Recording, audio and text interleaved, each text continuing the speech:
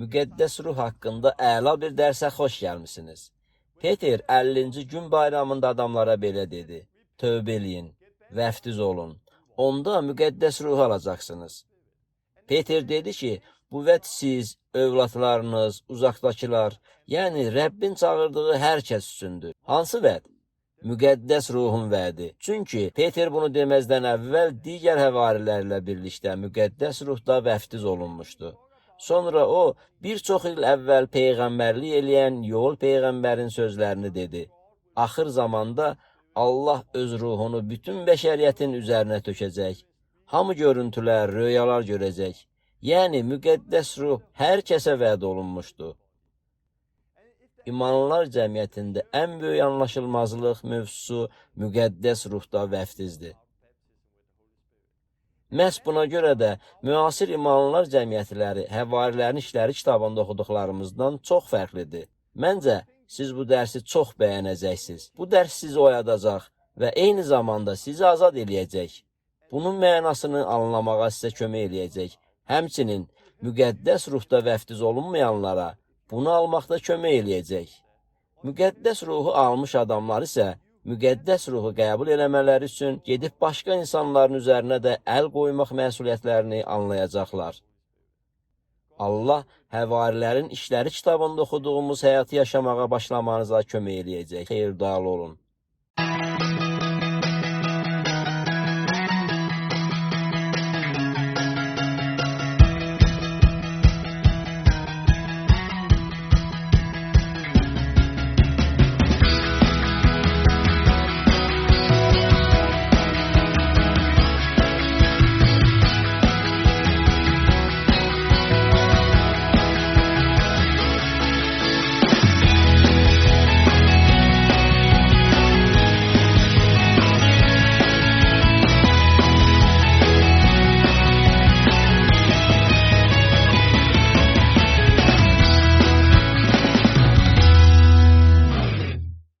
Dərsə xoş gəlmisiniz. Bu Pionerlər Məktəbinin 11-ci dərsidir. Bugün mən müqəddəs ruhda vəftiz olunmaq haqqında danışacağım. Biz Allaha tövbə eləmək, İsa Məsihə vəftiz olunmaq haqqında artıq eşitmişik. İndi isə söhbət müqəddəs ruhda vəftiz barədədir. Bu vacib dərsi sizinlə bölüşmək fürsətini çox arzulayırdım. Bu imkana görə çox sevinirəm. Çünki bu dərs həyatınızı dəyişəcək. Bu dərs çox insanların həyatını dəyişəcək. Müasir imanlılar cəmiyyətində yanlış təlim və ya anlaşılmazlıq varsa, bu da müqəddəs ruhda vəftizə aiddir. Məhz bu anlaşılmazlıq səbəbindən bugün bir çox imanlılar cəmiyyətlərinin həyatı Həvarilərin İşləri kitabında oxuduğumuz normal məsihçi həyatından çox fərqlənir. Unutmayın ki, biz həmişə kəlama qayıdıb, kəlam vasitəsilə hər şeyi sınamalıyıq. Həvarilərin İşləri kitabında ilk şagirdlərin həyat tərzi ilə də müqayisə eləməliyik. Həvarilərin İşləri kitabına baxsanız, müqəddəs ruhun rəhbərliyi altında yaşanan fövqəltəbii həyatı görəcəksiniz. Müqəddəs ruh imanlılar cəmiyyətinin həyatında fəal iştirak eləyirdi. İmanlılar cəmiyyətlərini qururdu, insanlara rəhbərlik eləyirdi. Ancaq sonra çox şey dəyişdi. Nəticədə bugün bir çoxumuz səhv təməl üzərində qururuq. Müqəddəs ruh mövzusuna gəldikdə insanlarda bir çox qorxu var. Məsələn, belə deyirlər: Yox, biz müqəddəs ruhda vəftizi istəmirik. İsa və Allah, bu bizə kifayətdir. Amma maraqlısı budur ki, İsa'nın yer üzünə gəldiyi vaxtda nəzər salsaq görəcəyik ki, İsa Allah tərəfindən yer üzərinə göndərildi. Göndərildi ki, insanları Allah qarşısında tövbəyə çağırsın. Amma o dövrdə Allaha inanan dindarlar deyirdilər: Yox, İsa, biz səni istəmirik, biz ancaq Allahı istəyirik. Bir sözlə, onlar İsa'nı qəbul eləmədilər. Bugün isə Məsih İsa göylərdədir, öz müqəddəs ruhunu buraya, yer üzünə göndərib. Bugün bizim də dindarlarımız var. Onlar deyirlər: Yox, müqəddəs ruh, biz səni istəmirik. İsa və Allah, bu bizə kifayətdir. Müqəddəs ruh İsa'nı təzahür elətdirmək üçün buradadır. Müqəddəs ruh bizim köməkçimizdir. Müqəddəs ruh Allah tərəfindən bizim üçün yer üzünə göndərildi. Biz deyə bilmərik: Yox, bizə təkcə ancaq Allah kifayətdir və ya bizə yalnız Allah və İsa kifayətdir. Xeyr, Əgər həqiqi imanlı olmaq istəyiriksə, Allah qarşısında tövbə eləməliyik. Vəftiz olunaraq İsa Məsihlə birləşməliyik. Müqəddəs ruhu qəbul eləyib və müqəddəs ruhda vəftiz olunmalıyıq. Mən bugün müqəddəs ruh və müqəddəs ruhda vəftiz haqqında danışacağam. Əvvəlcə isə bəzi şəhadətlərlə bölüşəcəyəm. Sonra müqəddəs ruhda vəftizin əsası barədə danışacağam. Həvarilərin işləri kitabına nəzər salacağıq. Həvarilərin bunu necə elədiklərinə baxacaq. Sonra biz praktiki məsələlərdən danışacaq. Siz özünüz müqəddəs ruhda necə vəftiz oluna bilərsiniz? Başqa insanların müqəddəs ruhda vəftiz olunması üçün nə etməlisiniz? Mən həmçinin başqa dillərdə danışmaq və bundan necə istifadə edə biləcəyimiz haqqında da danışacağam. Çünki dillərdə danışmaq mövzusuna dair də bir çox anlaşılmazlıqlar olur. Mən bir çox məsihçi tanıyıram ki, onlar hesab edirlər, dillərdə danışmaq sadəcə danışmaqdır. Amma dillərdə danışmaqdan istifadə edərək biz vəhy ala bilərik. Allaha yaxınlaşmaq, görüntülər görmək və peyğəmbərlik sözlərini almaq. Eləcə də Allahın padşahlığında təsirli olmaq üçün biz dillərdə danışmaqdan istifadə eləməliyik. Yaşadığım yerə yaxın bir təhsil müəssisəsi var. Burada mən dinə aid də dərs keçirdim. Bir gün mən dərsə getməyə hazırlaşırdım. Həmin gün mənim üçün bir sinif otağı ayırmışdılar. Mən də nahar fasiləsində insanları bu sinif otağına dəvət edib onlara Allah haqqında danışmaq istəyirdim. Ora getməzdən əvvəl evdə dua edirdim. Dillərdə dua edirdim. Allaha yaxınlaşmaq, Allahın dediyini anlamaq üçün dillərdə danışmaqdan istifadə edirdim. Dillərdə dua edərkən bir görüntü gördüm. Önümdə gördüm ki, mən nə isə eləyirəm. Qarşımda çiynində zədəsi olan bir adamı gördüm. Evimin qonaq otağında gəlişir və dillərdə dua eləyirdim ki, bu adam şəfa alsın. Sonra arxamda bir səs eşitdim. Geriyə dönüb barmağımı onun qulağına qoydum və sonra isə barmağımı geri çəkdim. Həmin adam şəfa aldı. Görüntü bu idi. Sonra İsa haqqında danışacağım görüşün olacağı məktəbə tələsdim. Görüşə təxminən 30-a yaxın adam gəlmişdi. İsa haqqında danışdıqdan sonra soruşdum ki, burada xəstə olan kimsə varmı? Orada olan bir kişi dedi, çiynimdə problem var. Mən ondan yanıma gəlməsini xahiş elədim. O da gəlib yanımda dayandı. Əlimi onun çiyninə qoyduqda öz-özümə belə dedim. Hə, bu dəqiq olaraq mənim 20 dəqiqə öncə elə evimdə gördüyüm görüntü kimidir. Bu elə həmin çiyin idi. O da eyni ilə ucaboy idi. Mən əlimi onun çiyninə qoydum və bu adam şəfa aldı. O dərhal şəfa tapdı. Arxamda birinin belə dediyini eşitdim. Allah qulaqlarımdakı səsi də aradan qaldıra bilərmi? Arxaya baxdım. Orada bir qadın oturmuşdu. 20 dəqiqə öncə görüntüdə gördüyüm kimi barmağımı onun qulağına qoydum. Barmağımı geri çəkəndə sinifdə olan bütün adamlar susub dayanmışdı. Hamı ona baxırdı. Qadın isə çığırırdı. Mən şəfa aldım. Hamı yenidən danışmağa başladı. Mən də İsa haqqında danışmağa davam elədim. Beləliklə mən bir görüntünü gördüm, onu yaşadım. Daha sonra isə gördüklərim baş verdi. Başqa daha nə oldu? Görüş bitdikdən sonra mən öz dərsimə tələsdim. Bir sözlə, tələsə-tələsə dərsə qaçırdım. Həmçinin mən müqəddəs ruhun əvvəlki görüşdəki huzurunu da hiss edirdim. Bu zaman mən müqəddəs ruhdan daha sürətli qaçdığımı hiss elədim. Onun yenidən gəldiyini duydum. Bunu izah eləmək çox çətin olsa da, o gün mən bunu hiss elədim. Belə şeylər hər gün olmur. Mən hisslərlə yaşamıram, amma o gün bunu duydum. Sonra maraqlı bir şey baş verdi. Sinifə daxil olub oturdum. Sonra dərsdə iştirak edənləri siyahı ilə yoxlamağa başladılar. Müəllim mənim adımı çəkdi. Torben, buradadır. O adımı çəkəndə nə isə baş verdi. Bir kişi çantasını stola qoydu və qışqırdı. Yox, mən bu sinifdə daha qala bilmərəm. Öz şeylərini çantasına yığmağa başladı. Bu dərsdə daha qala bilmərəm. Çünki indi bir ad eşitdim. Həmin adamla bircə bu otaqda qala bilmərəm. O şeylərini yığırdı və çığırırdı. İndi bir ad eşitdim. Həmin adamla bircə bu otaqda qala bilmərəm. O qışqırırdı. Müəllim isə ona dedi, sakit ol və otur. Burada nə pis şey var ki? Amma o qışqırırdı və hətta ağlamağa da başladı. Sanki dəlili idi. Bu adamla birgə dərsdə qala bilmərəm. Sonra o çantasını götürüb getdi. Daha heç vaxt geri qayıtmadı. Nə baş verdiyini heç kim anlamırdı. O bir daha qayıtmadı. Məsihçi dostum baş verənləri görəndə mənə tərəf dönərək dedi, Torben, bunu ona dedizdirən cin idi. Mən cavab verdim, hə, düz deyirsən.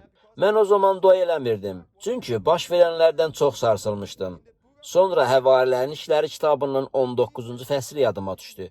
Orada Allahı tanımayan və müqəddəs ruhla dolu olmayan insanlar var idi. Onlar bir nəfərdən murdar ruhu qovmağa çalışırdılar və murdar ruh onlara cavab verdi. Murdar ruh cavab verə bilərmi? Bəli, verə bilər. O cavab verdi. İsa'nı tanıyıram. Paul haqqında da hər şeyi bilirəm. Bəs siz kimsiniz? Bu ruh İsa'nı tanıyırdı və Paul haqqında da eşitmişdi.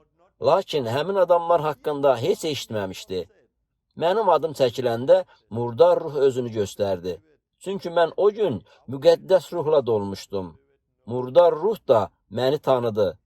Mən belə şəhadətləri paylaşdıqda bir çox məsihçilər deyirlər, xeyr, yox, ehtiyatlı ol, ehtiyatlı ol, ehtiyatlı ol, yox, biz okkultizmə girməməliyik. Amma bunun okkultizmlə heç bir əlaqəsi yoxdur. Bunun İsa ilə əlaqəsi var. Bunun müqəddəs kitabla əlaqəsi var. İsa'nın şagirdi olmaq fövqəltəbii ruhani həyat yaşamaq deməkdir. Bugün imanlılar cəmiyyətində çoxlu qorxular mövcuddur. Qorxulardan biri də odur ki, bir çox imanlılar cəmiyyətləri müqəddəs ruhu və ruhun ənamlarını 50-ci gün bayramına aid eləyirlər. Bu əsrlər əvvəl baş vermişdi. Amma bu yeni bir şey deyil. Bəli, katolik və lüteran ucbatından çox şey məhv edilmişdi. Ancaq hər yerdə və hər zaman müqəddəs ruhda yaşayıb Allahla birlikdə yaşayan insanlar olub. Hər zaman. Məndə Danimarka dilində olan bir kitab var. Məncə İngilis dilində yoxdur. Bu kitabın adı belədir. Müqəddəs ruhla 2000 il. Onun müəllifi imanlar cəmiyyətinin bütün tarixini, yəni 3-cü, 4-cü, 5, 6-cı əsrlərdən tutmuş, son 2000 ildə baş verənlərin hamısını nəzərdən keçirir. O, burada göstərir ki, bugün müqəddəs ruhun 2000 illik tarixi var. Hər zaman ruhun rəhbərlik elədiyi, dillərdə danışan, peyğəmbərlik eləyən insanlar mövcud olub. Bu bütün tarix boyu belə olub. Beləliklə, bunun yalnız 50-ci gün bayramına aid olduğunu söyləmək düzgün deyil. Bunlar İsa'ya məxsusdur. Müqəddəs kitabda oxuduğumuz məhz budur. Qorxu barədə başqa sözlə deməliyəm. Düşünürəm ki, bugün imanlar cəmiyyətində mövcud olan qorxu ondan ibarətdir ki, kənarda, orada çoxlu dəlisov şeylər baş verir. İmanlılar cəmiyyətləri çoxlu müxtəlif şeyləri, yəni ruhani şeyləri görürlər. Sonra isə deyirlər ki, bunu müqəddəs ruh eləyir. Amma mən inanmıram ki, bütün bunlar müqəddəs ruhdandır. Düşünürəm ki, biz geriyə, kəlama qayıtmalıyıq. Biz hər şeyi Allahın kəlamı ilə sınamalıyıq. Mən ruhani təcrübəsi olan insanlar görmüşəm ki, onlar belə deyirlər. Daha çox, Allahım, daha çox. Burada işləyən müqəddəs ruhdur. Mən isə deyirəm, xeyr. Bu müqəddəs ruh deyil, bu cindir. Cin özünü göstərir. Sizə deyirəm, daha çox, Allahım, daha çox deməyin. Bu cindir, deyib cini onlardan qovun. Bugün imanlılar cəmiyyətinə daxil olmuş çoxlu şeylər var ki, bunlar Allahdan deyirlər. Bunlar müqəddəs ruhdan deyirlər. Bunu bilirəm. Öz gözlərimlə görürəm. Müxtəlif ölkələrdə olan çox şeyləri görürəm. Xüsusən də cinlərin özlərini göstərmələrini görürəm. Yəni, imanlılar, bu müqəddəs ruhdur deyirlər. Əslində isə bunlar özlərini göstərən cinlərdir.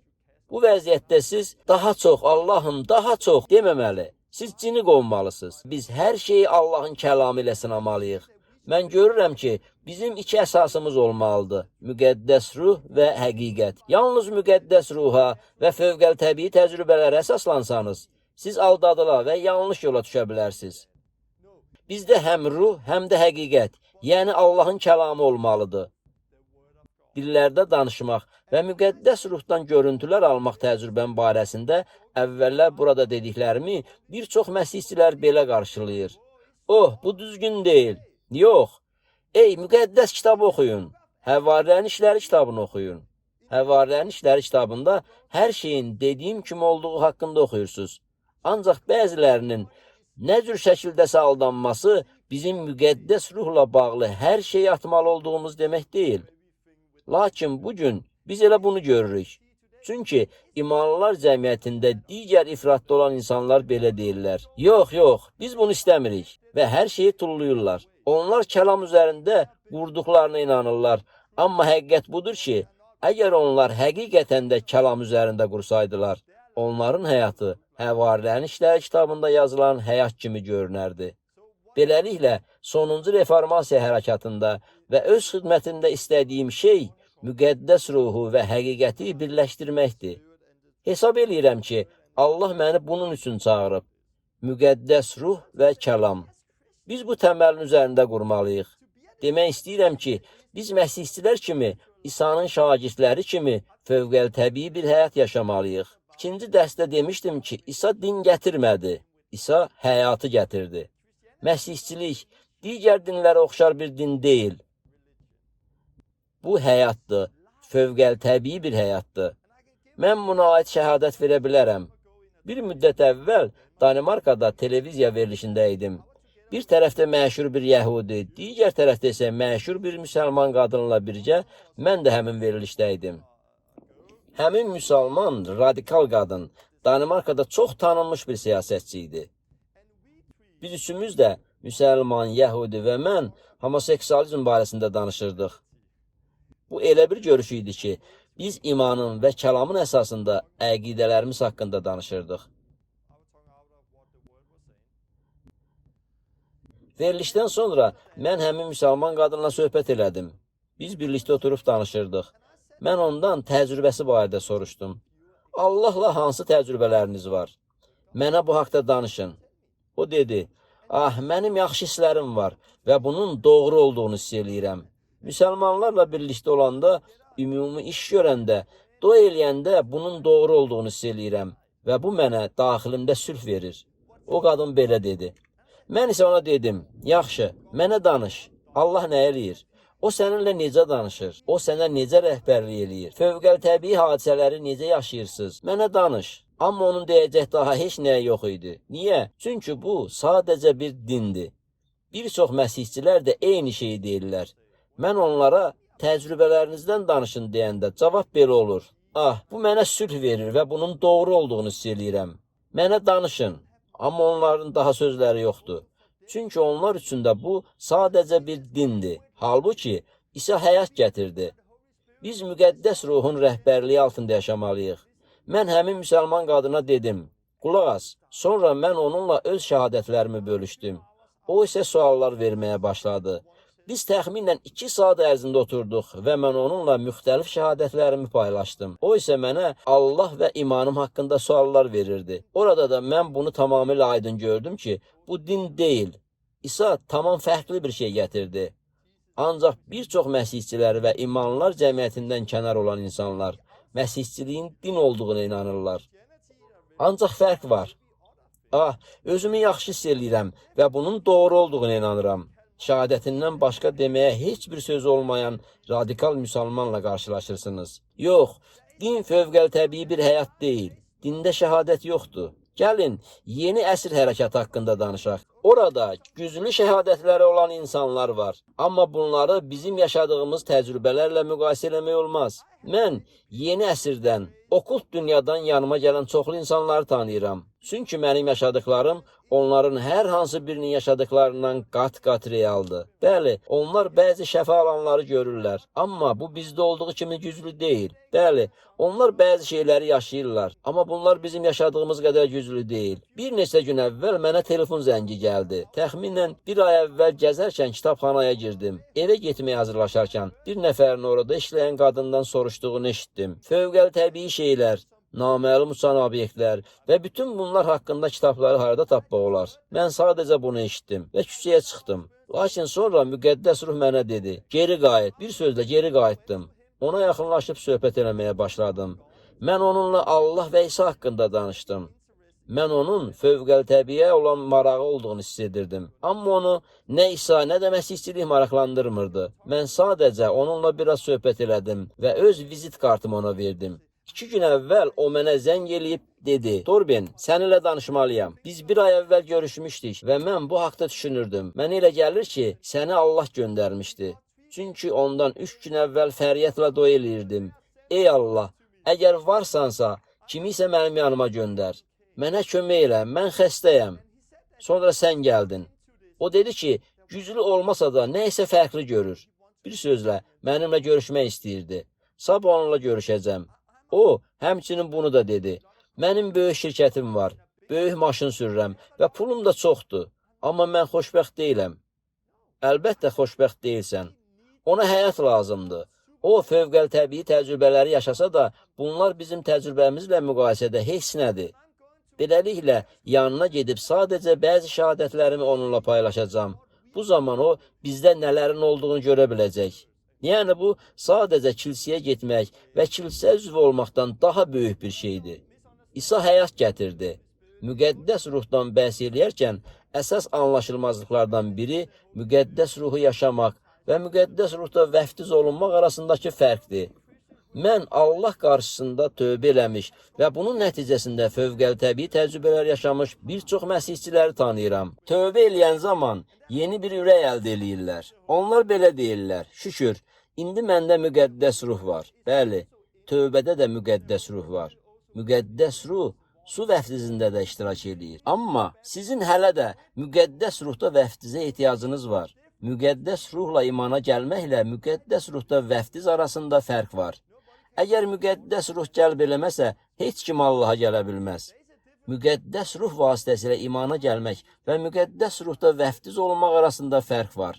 İsa yer üzündə olanda tövbədən danışırdı. Lakin onun eləyə bilmədiyi bir şey var idi. Yeni həyat hələ başlamamışdı. Amma İsa çarmıxa çəkildikdən sonra nə isə qırıldı. Günah İsa'nın üzərinə qoyuldu. Və bugün biz İsa Məsih vasitəsilə Allahla münasibət qura bilərik. İsa diriləndən sonra şagirdlərin yanına gəlib dedi: Ata məni göndərdiyi kimi, mən də sizi göndərirəm.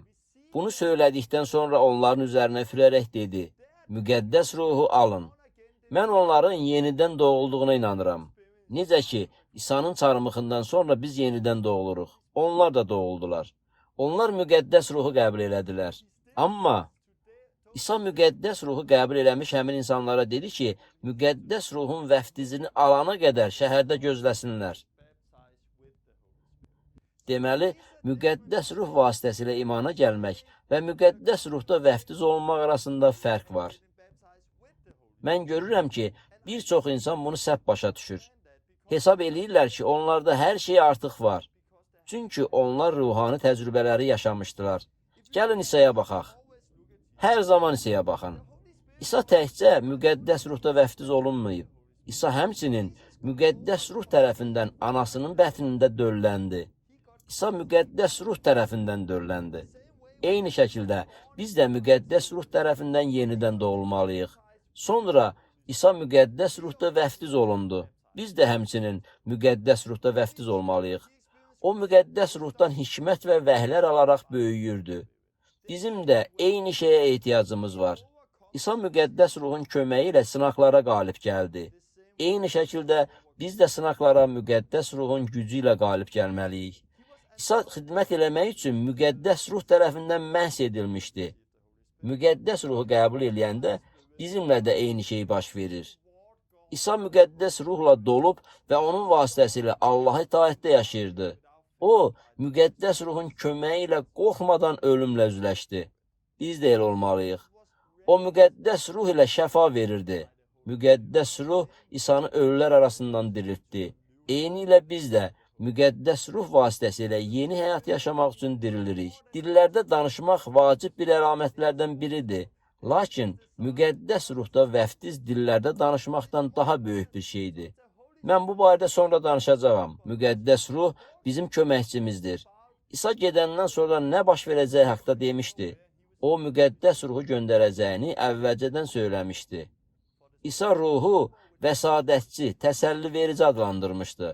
Vəsadətçi yanınıza gələcək. Müqəddəs ruh Məsihi izzətləndirəcək yazılıb. Sizə həqiqəti açacaq və həqiqət sizi azad eləyəcək. Müqəddəs ruh Məsih barədə şahidlik edəcək. Bir sözlə, müqəddəs ruh hər şeydə iştirak edir. Həvarilərin İşləri kitabında müqəddəs ruhun insanlarla danışdığı barədə oxudunuz. İmanlılar röyalar görürdülər və müqəddəs ruh onlarla danışırdı. Müqəddəs ruh və biz bunu lazım bildik. Yəni, bunu təkcə ilk məsihçilər lazım bilmədilər. Müqəddəs ruh və biz bunu lazım bildik. Həvarilərin İşləri 15-28. Beləliklə, müqəddəs ruh ilk imanlılar cəmiyyətində fəal iştirak edirdi. Amma katolik kilsəsi dövründə böyük kilsə sistemi yaradıldı və müqəddəs ruh çıxıb getdi. Sonra da bunlar oldu. Beləliklə, biz Allahın kəlamına qayıtmalıyıq. Bizə təkcə Allah qarşısında tövbə eləyib və İsa Məsihə suda vəftiz olunmaq lazım deyil. Biz həmçinin müqəddəs ruhda vəftiz olunmalıyıq. Biz bu həyatı yaşamalıyıq. Müqəddəs ruh vasitəsilə bu həyatı yaşamalıyıq. Beləliklə, bu bizim dərsimizə bir giriş idi. İndi mən dua eləmək istəyirəm. Çünki bu çox vacib bir dərsdir. Müqəddəs ruh barədə danışanda bizdə böyük qorxu yaranır və çoxlu müxtəlif eynəklərimiz olur. Eynəklərimizi çıxarmaq üçün Allahın köməyinə ehtiyacımız var. Allahım, mən bu dərs üçün dua eləyirəm. Bu həqiqəti paylaşmaqda mənə kömək elə. Bu dərsə baxan hər bir insan üçün dua eləyirəm ki, qoy bu onlar üçün bir vəhy olsun. Sən onlara qorxudan qurtulmaq üçün kömək eləyəcəksən. Dindən gələn hər şeydən, yalancı təlimlərdən gələn hər şeydən xilas eləyəcəksən. Onların gözlərini açacaqsan ki, kəlamın həqiqətən nə dediyini görsünlər. Kəlamında oxuduğumuz, Həvarilərin İşləri kitabında yazılan həyatı yaşamaq üçün onlar gəlib müqəddəs ruhda vəftiz olunsunlar. Həmçinin onlara kömək elə ki, gedib əllərini başqa insanların üzərinə qoymaqla, digərlərini müqəddəs ruhda vəftiz eləməyə çağırıldıqlarını anlasınlar. İsa'nın adı ilə. Amin. Yaxşı. Müqəddəs ruhdan danışmazdan əvvəl bu barədə biraz məlumat vermək istəyirəm. Mən müqəddəs ruhda vəftiz eləmək ifadəsindən niyə istifadə edirəm? Müqəddəs kitab yalnız bir vəftiz haqqında yazdığı üçün bəzi insanların bunu qəbul eləməkdə çətinlik çəkirlər. Bəli, bir vəftiz var. Ata, oğul və müqəddəs ruh adı ilə vəftiz eləyin yazılıb. Yalnız bir vəftiz var, Məsihçi vəftizi. Amma mən müqəddəs ruhun vəftizi ifadəsini istifadə edirəm. Çünki İsa bundan istifadə eləmişdi. Yəhya da bu ifadədən istifadə edib. Müqəddəs ruh haqqında ilk dəfə eşidəndə biz elə müqəddəs ruhda vəftiz haqqında eşidirik. Matta 3:11-də vəftizçi Yəhya deyir: Mən sizi tövbəniz üçün su ilə vəftiz eləyirəm. Amma məndən sonra gələn məndən daha qüdrətlidir. Mən onun çarıqlarını daşımağa belə layiq deyiləm. O, burada Yəhya İsa haqqında danışır. Sizi müqəddəs ruhla və odla vəftiz eləyəcək. Beləliklə, İsa müqəddəs ruh və odla vəftiz eləyəcək. Mən odla vəftiz haqqında çox danışmayacağam. Kimsə deyə bilər ki, hey, biz də müqəddəs ruhda vəftiz olunub, sonra isə odla vəftizi də almalıyıq. Mən bunu kəlamda görmürəm. Mən bunların ayrı olduğunu görmürəm. Hesab eləyirəm ki, müqəddəs ruh və odla vəftiz var. Çünki od bizi təmizləyir. Od bizi Allahla birləşdirir. Allahın alovu ilə birləşəndən sonra insanlara Allah haqqında danışmağı dayandırmaq olmur. Beləliklə, Yəhya İsa haqqında bunları demişdi. İsa öz həyatını burada, yer üzündə yaşadı. O dirildikdən sonra şagirdlərin yanına gəldi. Biz bu barədə Həvarilərin İşləri 1-ci fəsildə oxuyuruq. Ölüm əzabı çəkəndən sonra həvarilərə çoxlu inandırıcı dəlillərlə özünü diri olaraq göstərdi. İsa onlarla duz çörək kəsəndə bu əmri verdi: Yerusəlimdən kənara çıxmayın.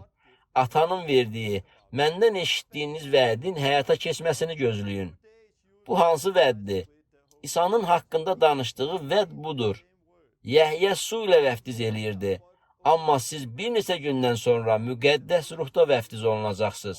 Müqəddəs ruh üzərinizə enəndə siz qüdrət alacaqsınız. Hər yerdə mənim şahidlərim olacaqsınız. Bir sözlə, demək istəyirəm ki, Yəhya ondan sonra gələcək İsa'nın müqəddəs ruhda vəftiz edəcəyini söyləmişdi. İsa dirildikdən sonra şagirdlərin yanına gəldi. Onların üzünə üfürüb bəzilərinə dedi, müqəddəs ruhu qəbul eləyin. Eyni zamanda İsa bunu da dedi, Yerusəlimdən kənara çıxmayın, atanın verdiyi, məndən eşitdiyiniz vədin həyata keçməsini gözləyin. O dirildikdən sonra gəlib dedi, siz bir neçə gündən sonra müqəddəs ruhda vəftiz olacaqsınız. Bundan sonra Həvarilərin İşləri kitabının 2-ci fəslində siz İsa'nın dediklərinin 50-ci gün bayramında necə baş verdiyi barədə oxuyursunuz. Həvarilər bir yerdə olanda müqəddəs ruh onların üzərinə indi. Müqəddəs ruh onların üzərinə indikdən sonra 50-ci gün bayramında Peter irəli çıxıb çox maraqlı sözlər söylədi.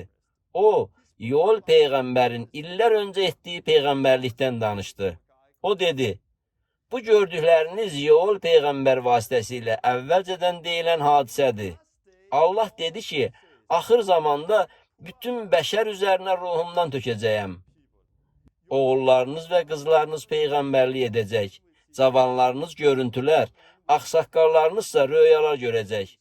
O günlərdə qul və qarabaşların üzərinə də ruhumdan tökəcəyəm. Onlar da peyğəmbərlik edəcək. Burada baş verənlər çox maraqlıdır. 50-ci gün bayramında nə baş verdi? Barəsində çox illər öncə xəbər verilmiş bir hadisə baş verdi. Bu, Əhd-i Cədidin bir hissəsi idi. Keçən dəfə Yezekiel, Yeremiya və digər peyğəmbərlər haqqında danışarkən biz bu barədə oxumuşduq. Rəbb bəyan eləyir. Yeni əhd bağlayacağım günlər yaxınlaşır. Mən onlara yeni ürək verəcəyəm. Onların daxilinə yeni ruh qoyacağam. Həmin peyğəmbərlik burada verilmişdi. Məhz burada müqəddəs ruh gəldi.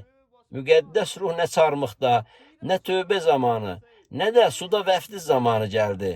Müqəddəs ruh insanların üzərinə töküləndə Peter irəli çıxdı və bəyan elədi ki, indicə baş verən hadisə barədə Yoel və digər peyğəmbərlər əvvəlcədən söyləmişdilər. Bütün bəşər üzərinə ruhumdan tökəcəyəm.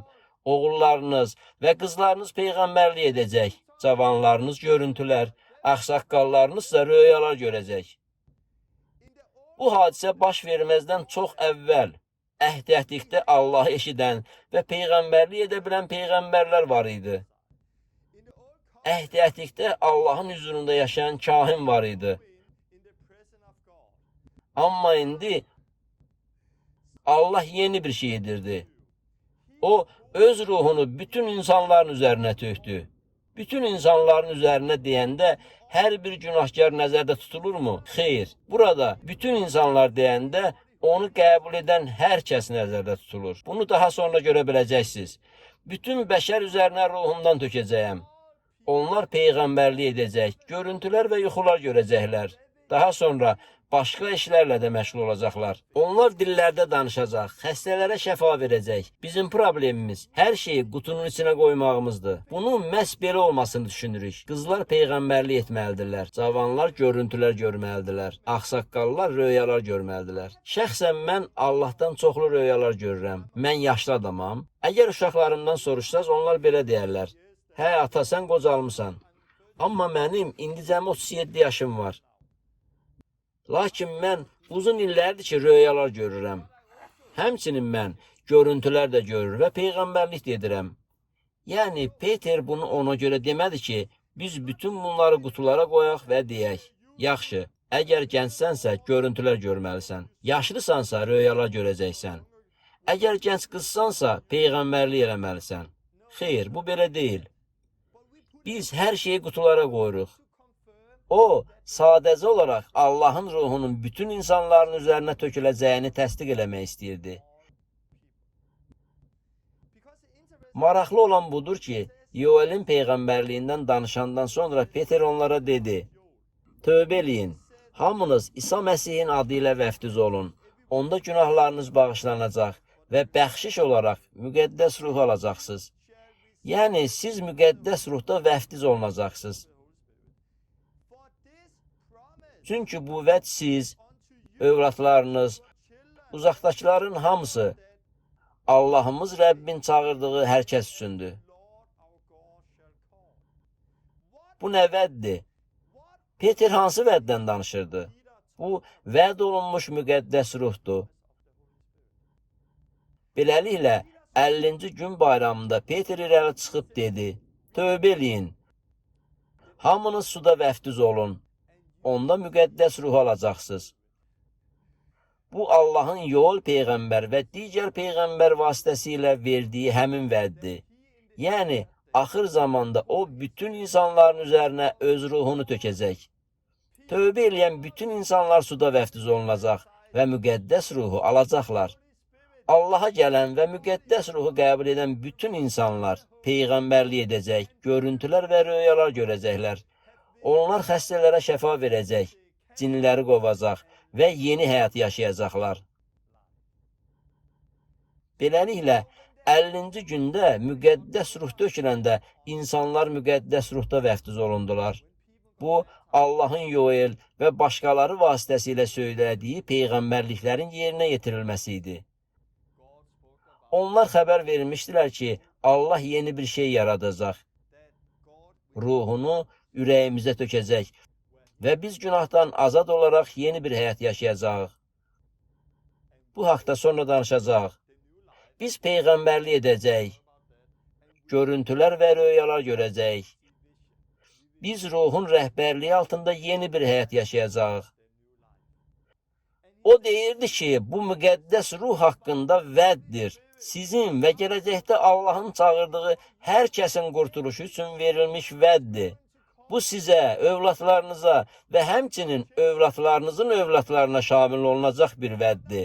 Ancaq bugün imanlar cəmiyyətlərimizdə bu sözlər deyən insanlar var. Yox, bu artıq bitmişdi. Bunların hamısı daha yoxdur. Sonra onlar Korinflilərə 13-cü fəsildə deyilmiş dillərdə danışmağın və başqa şeylərin bir gün bitəcəyi haqqında olan ayəyə istinad edirlər. Bəli, bir gün bu belə olacaq. Korinflilərə məktubda deyildiyi kimi bir gün biz onu üz-üzə görəcəyik. Biz İsa'nı olduğu kimi görəcəyik.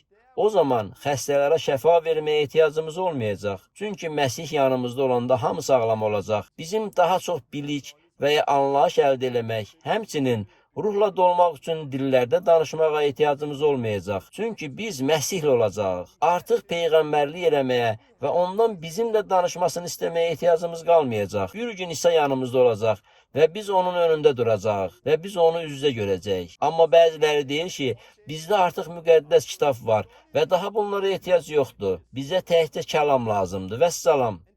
Amma bu dindir. Biz bir ayəni kontekstdən çıxarıb deyirik ki, hər şey bitib və hər şey artıq həvarilərdən sonra dayanıb. Amma bu bir vəddir. Bu xilas, müqəddəs ruh barədə olan vədidir. Bu vəd sizin, övladlarınız və Allahın çağırdığı hər kəs üçündür. Allah öz ruhunu bütün bəşər üzərinə tökəcək.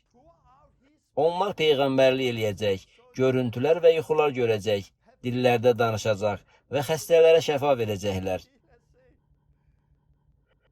Siz belə deyə bilməzsiniz. Yaxşı, tamam, bizə ancaq bu hissə lazımdır. Biz ancaq xilas istəyirik, amma bunu istəmirik. Bu dindir. İlk imanlılar cəmiyyəti üçün müqəddəs ruhda vəftiz bir vəd idi. Allahın verdiyi vəd. Bu, çox illər öncə Yoel və Yezekiel peyğəmbər vasitəsilə verilmiş peyğəmbərliklərin, kəlamın yerinə yetirilməsi idi. Onların daxilinə yeni ruh qoyacam və s. Beləliklə, müqəddəs ruhda vəftiz əlavə bir şey deyil. Kim istəyirsə, müqəddəs ruhda vəftiz oluna bilər. Adamlar da deyirlər, yox, biz hamımız xilas olmuşuq, bu bizə lazım deyil. Bağışlayın, amma mən bunu öz müqəddəs kitabımda görmürəm. Siz indi ilk imanlılar cəmiyyəti haqqında deyilənləri tamamilə yanlış başa düşürsünüz. Əgər siz bu həyatı qəbul eləməsəz, onda mən zəmanət verirəm ki, həyatınız heç vaxt həvarilərin işləri kitabında oxuduqlarınız kimi olmayacaq. Biz özümüzə belə bir sual verməliyik. Hansı təməl üzərində qurmaq istəyirik? Biz katolik, reformist, baptist və ya metodist kilsələrinə bənzəmək istəyirik? Yaxud müqəddəs kitabda Həvarilərin İşləri kitabında yazıldığı həyatı İsa ilə yaşamaq istəyirik? Bu kəlamdır. Əgər deyirsinizsə ki, mən Katolik kilsəsinin qoyduğu təməl üzərində qurmaq istəyirəm. Tamam, ancaq bilin ki, belə olacaq. Lüteran kilsəsinin qoyduğu təməl üzərində qursanız, belə olacaq. Baptist kilsəsini istəyirsinizsə, başqa cür olacaq. 50-cilər kilsəsində də bu bir başqa cür olacaq. Torben, bəs sən niyə 50-cilər kilsəsində adını çəkirsən? Axı onlarda müqəddəs ruh var. Açığı, bugün bir çox 50-cilər kilsələri artıq əvvəlki 50-cilər kilsələr deyirlər. Başqa kilsələrdə olduğu kimi 50-cilər kilsəsində də müqəddəs ruh sönüb gedib. Amma biz öz gündəlik həyatımızı ruhda yaşamalıyıq. Tamam, müqəddəs ruhun həmçinin günaha da adiyyəti var. Çünki İsa bizi günahlarımızdan xilas eləmək üçün gəldi. Müqəddəs həyatı yaşamaq üçün bizə müqəddəs ruh lazımdır. Müqəddəs həyatı yaşamaq üçün biz ruhda vəftiz olunmalı və ruhda yaşamalıyıq. Romalılara 8-ci fəsil ruhda yaşayan insanlardan bəhs edir. Onlar müqəddəs ruhu qəbul edib, bundan sonra ruhda yaşayırlar. Tutalım, mən sizə belə deyirəm. Fil haqqında düşünməyin. Fil haqqında düşünmək lazım deyil. Fil haqqında düşünməyi dayandır. Onda siz məhz fil haqqında düşünməyə başlayırsınız. Halbuki mən sizə fil haqqında düşünməyə icazə verməmişəm. Amma siz indi bunu edirsiniz. 2 dəqiqə əvvəl bunu eləmirdiniz. Mən sizə fil haqqında düşünmə dedikdən dərhal sonra bunu eləməyə başladınız. Bir çox məsihçilərə hər zaman eləməli olmadıkları şeylər haqqında danışırlar. Onlar diqqətlərini yeni həyata yönəltməyə əvəzinə etməli olmadıkları şeylər barədə düşünürlər. Çünki siz alovu qəbul edəndə müqəddəs ruh vasitəsilə Allahla birləşdikdə siz bu həyatı yaşayırsınız. O zaman siz yeni həyata diqqət yetirir və yeni həyatı yaşayırsınız.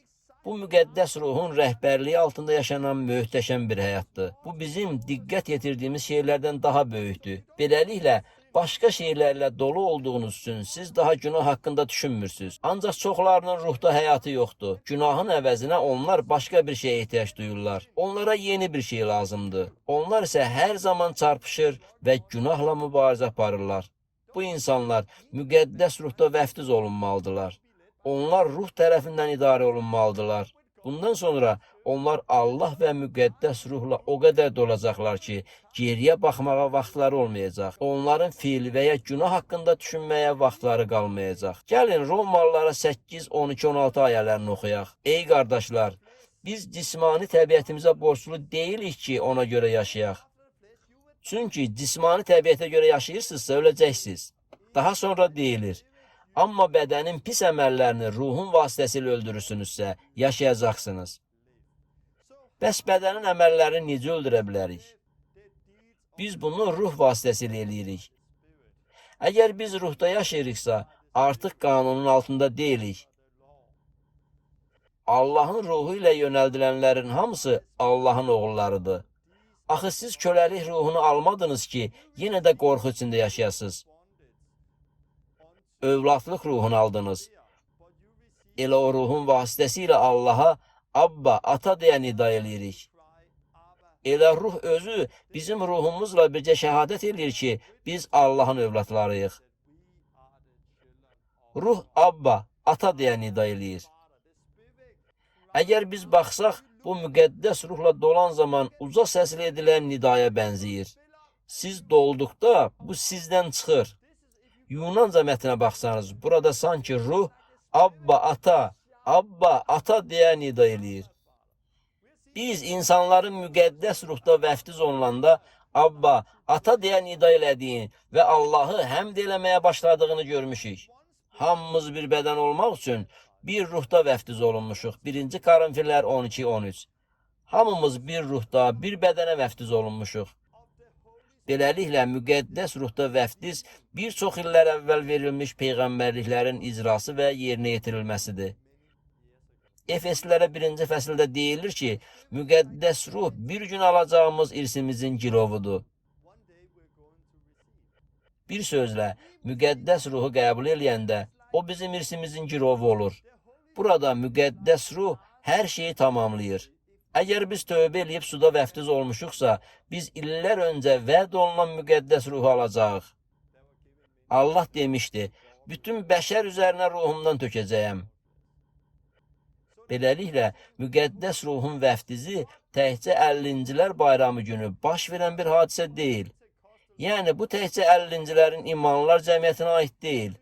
Müqəddəs ruhda vəftiz Allahın peyğəmbərlər vasitəsilə bizə verdiyi vəddir, peyğəmbərlikdir. Bu, əhd-i cədiddir. Əhd-i cədiddə Peter irəli çıxıb dedi, burada nə baş verdi? Çox illər öncə edilmiş peyğəmbərlik, əhd-i cədid yerinə yetdi. Allah öz xalqını xilas edəcək və ruhunu hər bir insanın üzərinə tökəcəkdir. İnsanlar bunu eşitdikdə tövbə elədilər. Onlar tövbə eləyərək və suda vəftiz olunaraq xilas olurdular. Əlbəttə ki, onlar müqəddəs ruhu da qəbul edirdilər. Bir sözlə, müqəddəs ruhu qəbul eləmək ilk imanlılar cəmiyyəti üçün normal idi. Bu, onun ayrılmaz bir hissəsi idi. Bu gün də elə belə olmalıdır. Mən müqəddəs ruhu qəbul eləmiş yüzlərlə, yəni çoxlu insanlar görmüşəm. İnsanlarla görüşəndə onlara çox vaxt bu sualı verirəm. İman eləyəndə müqəddəs ruhu qəbul elədinizmi? Onlar isə belə cavab verirlər. Yox, bu zaman mən onlar üçün dua eləyirəm və onlar müqəddəs ruhu alırlar. Beləliklə, onlar müqəddəs ruhda vəftiz olunurlar. Biz bunun mənasını anlamalıyıq. Kəlam məhz bunu deyir. Siz özünüzə bu sualı verməlisiniz. Mən hansı təməl üzərində qurmaq istəyirəm? Mən öz dini ənənələrimin, yoxsa kəlamın dediklərinin üzərində qurmaq istəyirəm? Bugün bir çox başqa şeylərdə olduğu kimi, burada da qutularımızın ucbatından problemlərimizin olduğunu görürük. Çünki onlar kəlam üzərində qurmurlar. Onlar yanlış təməl üzərində qururlar. Bugün bir çox insanlar aldanırlar. Elə buna görə də bu cür təlim sizi oyadır. Amma bu çox aydındır. Müqəddəs ruhda vəftiz haqqında çox illər öncə peyğəmbərlik edilmişdi. İndi biz Həvarilərin İşləri kitabını oxuyacaq və bunun necə baş verdiyini görəcəyik. Həvarilərin İşləri kitabında müqəddəs ruhun ilk dəfə 50-ci gün bayramı zamanı onların üzərinə nazil olduğunu gördük. 50-ci gün bayramı zamanı onların hamısı bir yerə yığılmışdı. 120 nəfər bir yerdə idi. Onların hamısı müqəddəs ruhla doldu və ruhun danışdıqlarına görə başqa dillərdə danışmağa başladılar. Həvarilərin İşləri 2-ci fəsil. Onların hər biri. Mən bunu götürüb sizə bir şey göstərmək istəyirəm.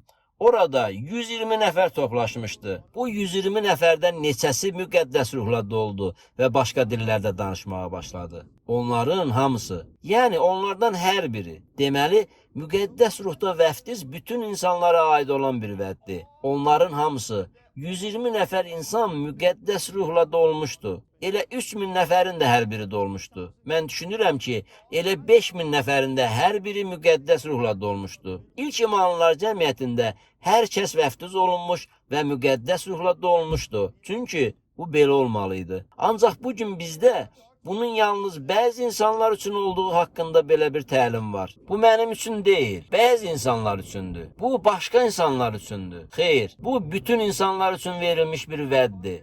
50-ci gün bayramında onların hamısı başqa dillərdə danışmağa başladılar. Başqa dillər, dillərdə danışmağın müxtəlif növləri var. Müxtəlif xarici dillər olduğu kimi, dillərdə danışmağın da müxtəlif növləri var. Mən indi ingiliscə danışıram, amma ana dilim Danimarka dilidir. Ancaq 50-ci gün bayramında danışdıqları fövqəltəbii dillər də var. Onlar danışırdılar. Lakin təbii olaraq onların dillərində danışmayan başqa ölkələrdən olan insanlar da həvarilərin nə dediklərini başa düşə bilirdilər. Elə şey elə bu gün də baş verir. Əvvəl bilmədikləri dilləri indi anlayan insanların verdikləri çoxlu şəhadətləri eşitmişəm. Qəflətən onlar həmin dilləri anlamağa başlayıblar. Onlar müqəddəs ruhun üzərlərinə gəldiyini hiss eləyir və danışmağa başlayırlar. Danışmağa başlayanda isə başqa müxtəlif xarici dillərdə danışırlar və başqa ölkələrdən olanlar da onların nə dediklərini başa düşürlər. Bu insanlar sonradan onların yanlarına gəlib onlarla danışmağa başlayanda dillərini başa düşmədilər. Yəni bu adamların onları necə başa düşdüklərini anlaya bilmirdilər. Elə mənim özüm də bir neçə həftə əvvəl bir qadın üçün dua elədikdə o müqəddəs ruhun vəftizini aldı. Sonra isə o öz şəxsi dua dilində danışmağa başladı. Bu dillərdən biridir. Mən bu haqda sonra danışacağım. Əvvəlcə o qadın öz şəxsi dua dilində danışmağa başladı. Bundan sonra o Allaha həmd eləməyə başladı. Daha sonra isə başqa dildə danışmağa başladı. Bu zaman onun dilindən bir neçə söz çıxdı. Bilmirəm, həmin qadında bu təcrübə ancaq o vaxt oldu, yoxsa elə indi davam eləyir. Amma demək istəyirəm ki, 50-ci gün bayramında diqqət başqa ölkələrdən gələn insanların, həvarilərin dediklərini başa düşməsinə yönəlmişdi. Hesab edirəm ki, onlar təkcə insanlara deyil, Allahla da danışmaq üçün dillər ənamını alıblar. Mən bunu sonra izah eləyəcəm. Biz müqəddəs kitabın bu barədə nə dediyini nəzərdən keçirəcəyik. Amma mən indi diqqətimizi onların hamısının müqəddəs ruhun vəftizini aldıqlarına yönəltmək istəyirəm. Daha sonra biz Həvarilərin İşləri kitabının 8-ci fəslində Filipin başına gələnlər haqqında ətraflı oxuyacağıq. Amma əvvəlcə bir şey demək istəyirəm.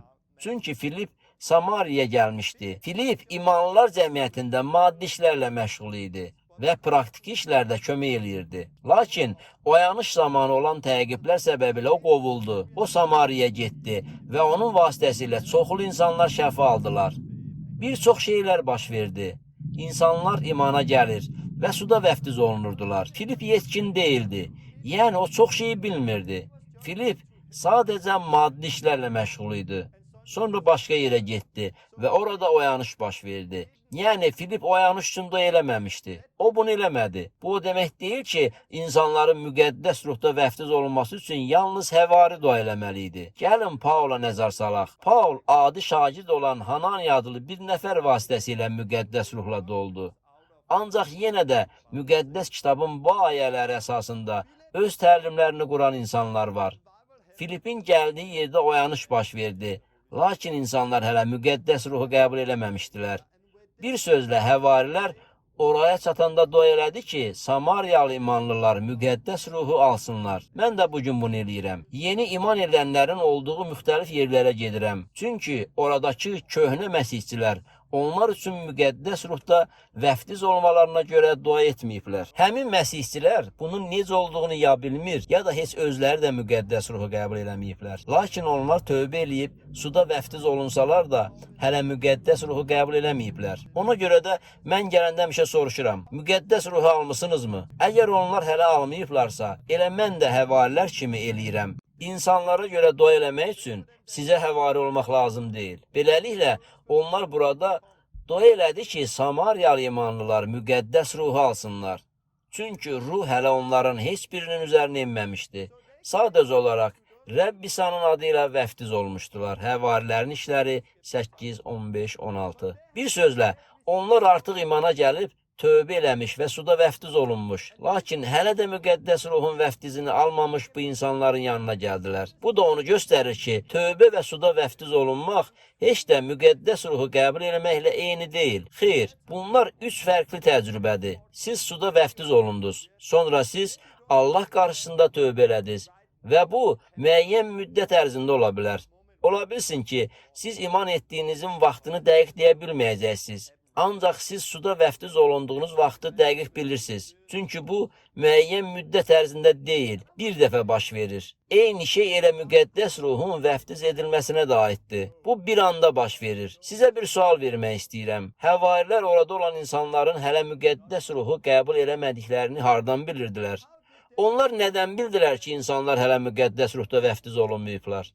Çünki insanlar müqəddəs ruhun vəftizini qəbul edəndə həmişə hansısa bir əlamət olur. Elə buna görə də onlar həmişə digərlərinin hələ vəftiz olunmadıqlarını bilirdilər. Bundan sonra onlar əllərini onların üzərinə qoydular və insanlar müqəddəs ruhu aldılar. Bəs bu hansı əlamətdir? Burada biz əlamətin məhz nə olduğunu görmürük. Biz Həvarilərin İşləri kitabında oxuyuruq ki, hamı yeni dillərdə danışmağa başladı.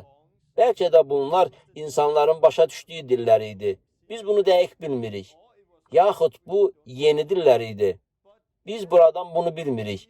Çünki burada nə baş verdiyini görmürük. Amma bir işarənin olduğunu oxuduq. Bəziləri deyəcəklər ki, tövbə eləmək və müqəddəs həyat yaşamaq həmin əlamətdir. Xeyr, burada həmin əlamət bu deyildi. Çünki onların müqəddəs ruhu qəbul eləmələrinin əlaməti tövbə və müqəddəs həyat olsaydı, onda bunu görmək üçün 1-2 ay lazım olardı. Ancaq burada əllərini onların üzərinə qoyan kimi, yəni əllərini onların üstünə qoyduğu anda onlar müqəddəs ruh aldılar. Bunu 2 aydan sonra görmədilər. Bu bir anda baş verdi. Orada bunu görən Şimon adlı bir nəfər var idi. Müqəddəs kitabda deyilir. Həvarilərin əl qoyması ilə ruhun verildiyini görən Şimon onlara pul təklif eləyərək dedi: "Mənə də belə bir səlahiyyət verin. Əlimi kimin üstünə qoysam, müqəddəs ruhu alsın." Həvarilərin işləri 8, 18, 19. Bir sözlə, o başa düşdü ki, həvarilər insanların üstünə əl qoyanda, onlar müqəddəs ruhu qəbul eləyirlər. O, həmçinin bunu da bilirdi ki, bu təhcə həvarilərə aid deyildi. Hər kəs bunu edə bilərdi. O dedi: "Mənə də belə bir səlahiyyət verin. Əlimi kimin üzərinə qoysam, müqəddəs ruhu alsın." Problem onun müqəddəs ruhu qəbul edə bilməməsində deyildi. Problem onda idi ki, onun qəlbi Allah qarşısında düz deyildi. Allahın ənamını pulla ala bilməzsiniz. El ona görə də müqəddəs ruhu müftə alırsınız. İsa da bir dəfə dedi ki, müftə aldınız, müftə verin. Hesab eləyirəm ki, İsa özündən sonra gələcək olan müqəddəs ruhu da nəzərdə tuturdu. Yəni, biz müqəddəs ruhu müftə alırıq. Bunun üçün pul ödəmirik. Həm də biz müqəddəs ruhu veririk. Biz müqəddəs ruhu necə verə bilərik? Əl qoyma ilə. Yəni, əllərini üzərlərinə qoyanda onlar müqəddəs ruhu qəbul edirdilər. İsa'nın dünən, bugün və əbədi olaraq eyni olduğuna inanırıqmı? Biz bəli deyirik. Müqəddəs ruh dünən, bugün və əbədi olaraq eynidirmi? Bəli. Biz insanların üzərinə əl qoyanda, onlar bugün də müqəddəs ruhu almalıdırlarmı? Bəli. Biz insanların üzərinə əl qoyanda, müqəddəs ruh onların üzərinə gəlməlidirmi? Bəli. Hər dəfə əlimizi üzərlərinə qoyanda bu baş verirmi? Bəli. Bəli, bu baş verir. Əgər onlar müjdənin nə olduğunu başa düşüb tövbə eləyirlərsə, deməli müqəddəs ruhu qəbul eləməyə hazırdılar. Biz bunu başa düşürüksə, onlar üçün dua eləyirik və bunu edirik. Həmişə bir əlamət varmı? Bəli. Siz bunu öz imanlılar cəmiyyətinizdə görmürsünüzsə, siz bu həyatı yaşamırsınızsa, bu o demək deyil ki, bu həqiqət deyil. Mənə gəlincə isə, ilk dəfə kiminsə müqəddəs ruhda vəftiz olunması üçün dua eləyəndə, mən bəlkə 6 il idi ki, məsihçi idim. Bu bir dəfə baş verdi. Bundan sonra bəlkə 10 nəfər üçün dua elədim və sonra ikinci dəfə baş verdi. Mən çoxlu insan üçün dua eləmişəm və bu baş verib. Bəzən bu baş verir, bəzən isə heç nə olmur. Beləliklə, bizim insanları təkcə suda deyil, həm də əl qoyma ilə müqəddəs ruhda da vəftiz eləməyə çağırılmışıq. Kəlamın bu barədə dediyini anlamağa başladım. Başa düşdüm ki, bu vəd hamı və hər kəs üçündür. Elə o vaxtdan etibarən mən imanla insanların üzərinə əl qoyub dua eləməyə başladım və bunun baş verməsini gözləyirdim. Bilirsinizmi nə baş verdi? Hər kəs müqəddəs ruhun vəftizini aldı.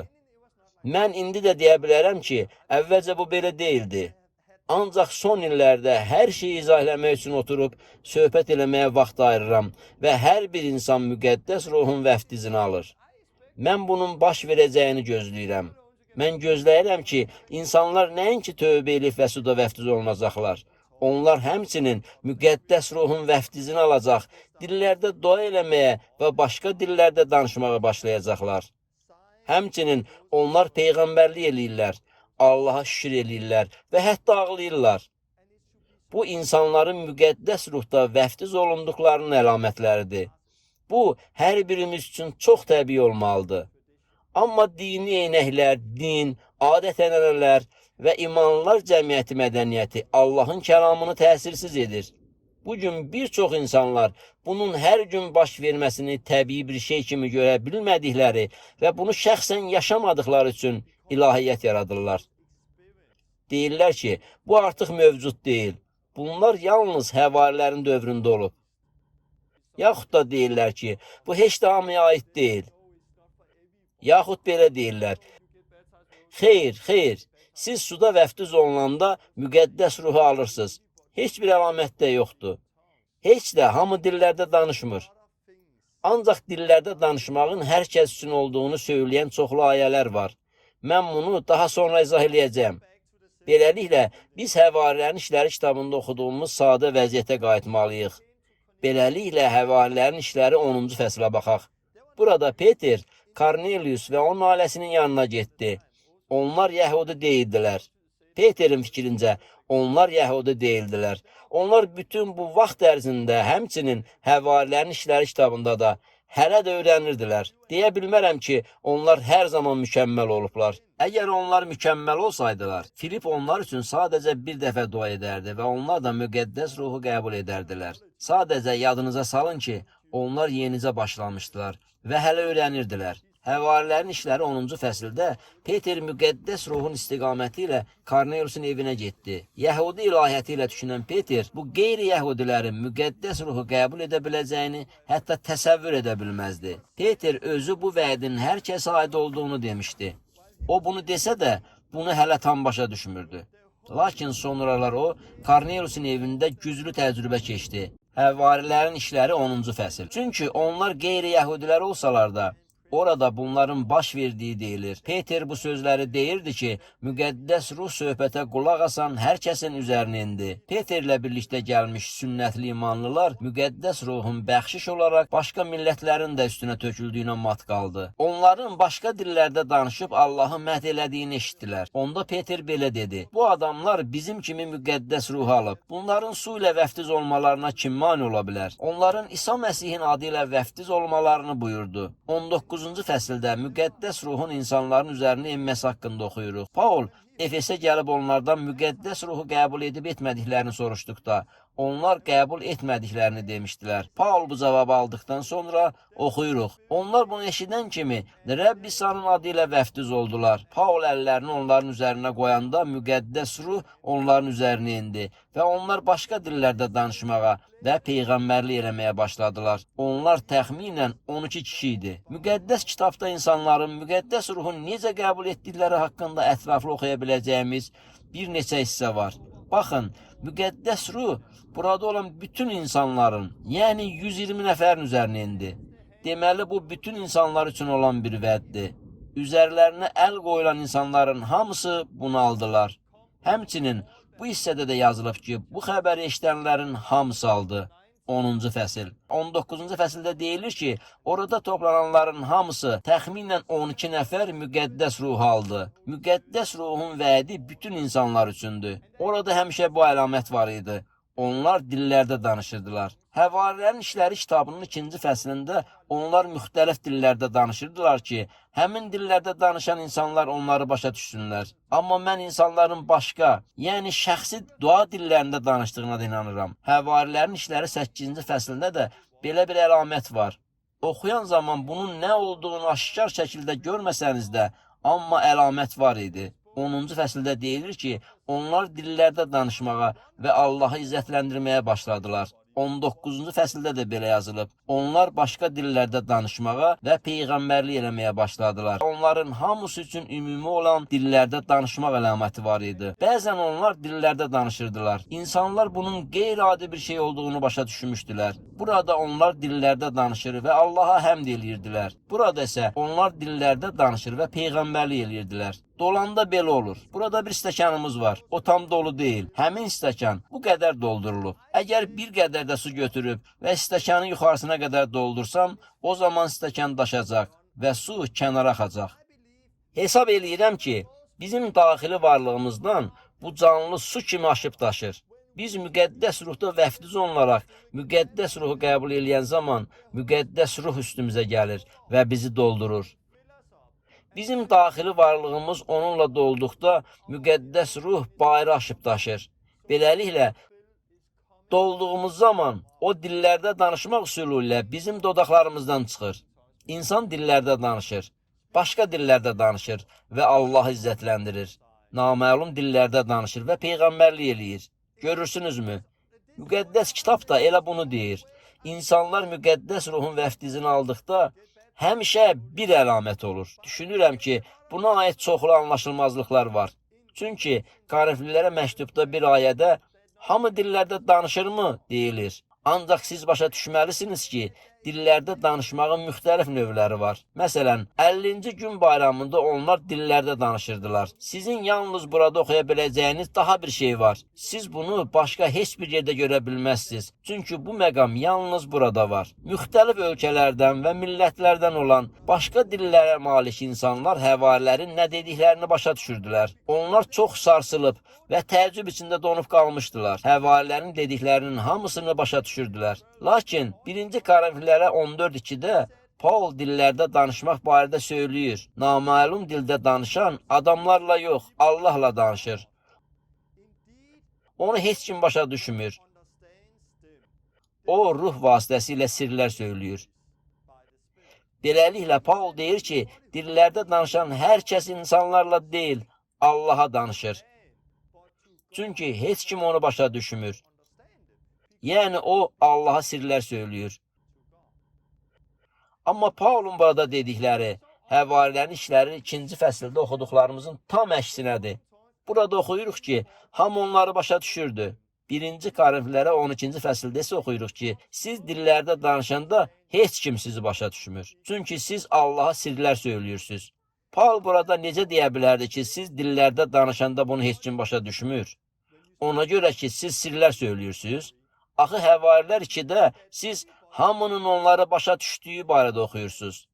Deməli, bunlar dillərdə danışmanın fərqli olan növləridir.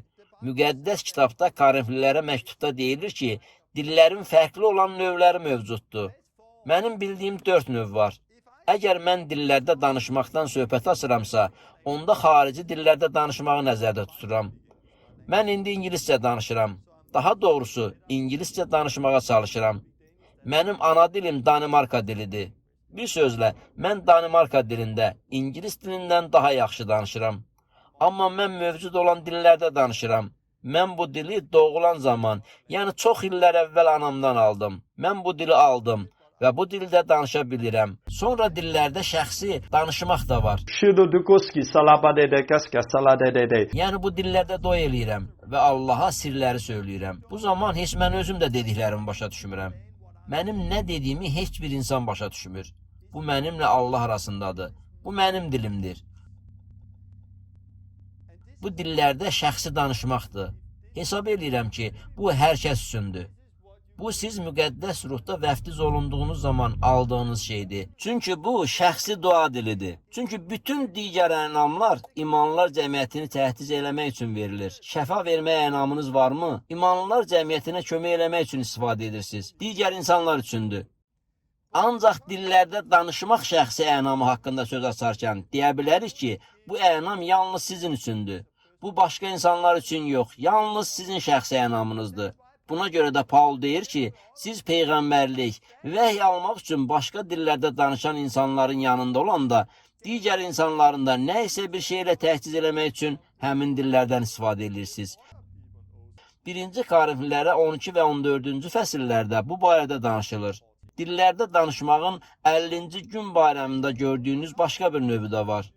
Burada adamlar elə fiziki dil almışdılar ki, digər insanlar onların dediklərini başa düşə bilsinlər. Yaxud danışanların özləri üçün dilləri aydın olmasa da, dinləyicilərin bunu başa düşdükləri dillərdə danışmaq növü də var. Afrikada olarkən xilas olmuş bir oğlan tanıyıram. Orada olan bir Afrikalı qadın onunla təmiz Danimarka dilində danışmağa başlamışdı. Oğlan şoka düşmüşdü. Həmin oğlan İsa haqqında danışan qadına yaxınlaşmışdı. Ancaq danışmaq üçün qadına yaxınlaşanda o şoka düşdü. Çünki qadın Danimarka dilində danışmırdı və nə Danimarka haqqında, nə də Danimarkanın harada olması haqqında heç nə bilmirdi. O qadın dillərdə danışırdı və bunun vasitəsilə oğlan Allahı tanıdı. Beləliklə, şəxsi dillərdə danışmaqdan fərqli olan dillərdə danışmaq mövcuddur. Yəni, digər insanların başa düşdüyü dildə danışmaq. Həmçinin, dillərdə danışmağın sizin xarici dil əldə eləməklə baş verən hallar da var. Yerli əhalinin onların dilində danışmadığı ölkədə olan misyonerlərin başlarına gələn əhvalatları eşitmişik. Müqəddəs ruh həmin misyonerlərin üzərinə indikdə onlar bir neçə saat ərzində və hətta bir anda xarici dilə yiyələniblər. Beləliklə, dillərdə danışmağın müxtəlif növləri var. Bizim problemimiz isə ayrıca bir ayəni götürməyimizdədir. Hamı naməlum dillərdə danışırmı? Beləliklə biz bu ayəni dillərdə danışmağın bütün növlərinə şamil edirik. Hər kəs xarici dillərdə danışmır. Biz sadəcə bunu edə bilmirik. Mən Çinə getmək istəyən bir nəfər üçün sadəcə dua eləyim və o da dərhal Çin dilində danışmağa başlasın. Mən bunu eləyə bilmərəm.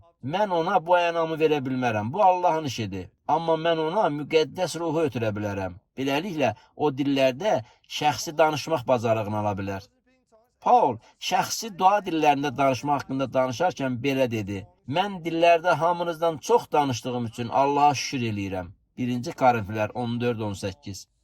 Hesab eləyirəm ki, dillərdə danışmaq Paulun Allahla olan həyatındakı gücün sirlərindən biri idi. Mən gələn dəfə müqəddəs ruh haqqında danışacağam. Mən Paulun yaşadığı bəzi şeylərin üzərində diqqətimizi cəmləməyə çalışacağam. Lakin Paulun həyatındakı gücün sirri onun çoxlu dillərdə danışmasıdır. Elə mən də bunu eləyirəm. Mən dillərdə çox danışıram.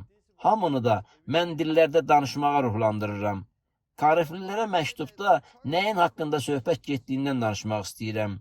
Heç də bütün məktubu təfərrüatı ilə nəzərdən keçirmək fikrində deyiləm. Sadəcə 14-cü fəsli izah eləmək istəyirəm. Qalan hissəsini isə siz sonra oxuya bilərsiniz. Bu məktub barəsində böyük bir anlaşılmazlıq var. Anlaşılmazlıq ondan ibarətdir ki, Paul məktubu Korinfdəki imanlılar cəmiyyətinə yazmışdı. Paul bu imanlılar cəmiyyətinin ənamlarla dolu olduğunu söyləmişdi. Onlar bu ənamlardan hər zaman istifadə edirdilər. Paul bu məktubu Lüteran, Katolik, Metodist, Baptist kilsələrinə deyil, bu insanlara yazmışdı. O bu adamlara məktub yazıb və onlara demək istədiyini çatdırdı. Paul başqa imanlılar cəmiyyətinə yazsaydı, onda nəysə başqa bir mövzu barədə yazardı. İlahiyyətdə çaşıb qaldığımız səbəb də elə budur. Məktubun kimə yazıldığını, kimdən olduğunu və nə üçün bu cür yazıldığını başa düşməliyik. Paul məktubunu bir imanlılar cəmiyyətinə yazırdı. Onlar bir araya gələndə hər dəfə ayağa qalxıb dillərdə danışırdılar.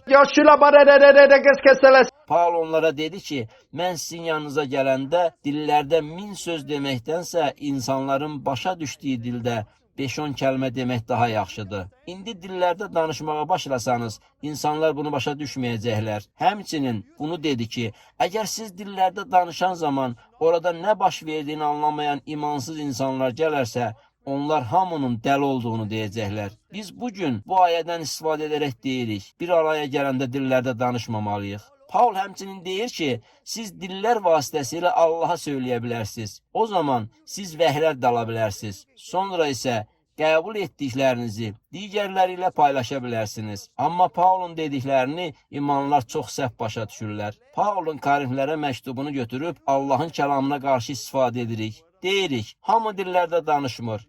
Bir araya gələndə biz dillərdə danışmamalıyıq. İnsanlar məndən soruşurlar, Torben, siz başqa imanlarla bir araya gələndə dillərdə danışırsınızmı? Bəli. Onlar deyirlər, yox, bu müqəddəs kitaba uyğun deyil. Mən onlara cavab verirəm, yox, uyğundur.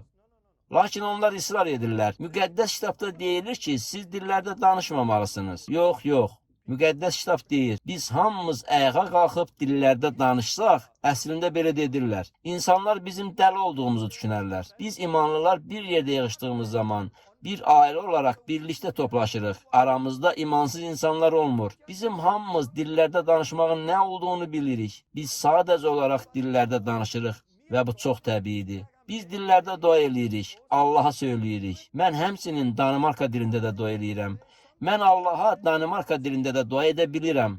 Amma bu duanı hamının eşidə biləcəyi qədər uca səslə etmirəm ki, onlar öz dediklərini eşidə bilməsinlər. Mən sadəcə Allahla öz aramda dua eləyirəm. Sonra vəhy alıram və sonra bu vəhyi digərlərlə bölüşürəm. Daha sonra görüntü alıram və başqaları ilə bunu paylaşıram. Bir sözlə, mən dillərdə dua eləyirəm. Bu isə mənə vəhləri almağa, peyğəmbərlikləri qəbul etməyə və Allahın nə dediyini anlamağa kömək eləyir. Beləliklə, dillərdə danışın ki, Paulun dediyi kimi, yanınıza gələn imansız adama peyğəmbərlik eləyə biləsiniz. Əgər hamı onun üçün peyğəmbərlik edərsə, o Allahın orada olduğunu görəcək. Deməli, bunda bir nizam var. İcazə verin bunu izah edeyim. Mən insanların dayanıb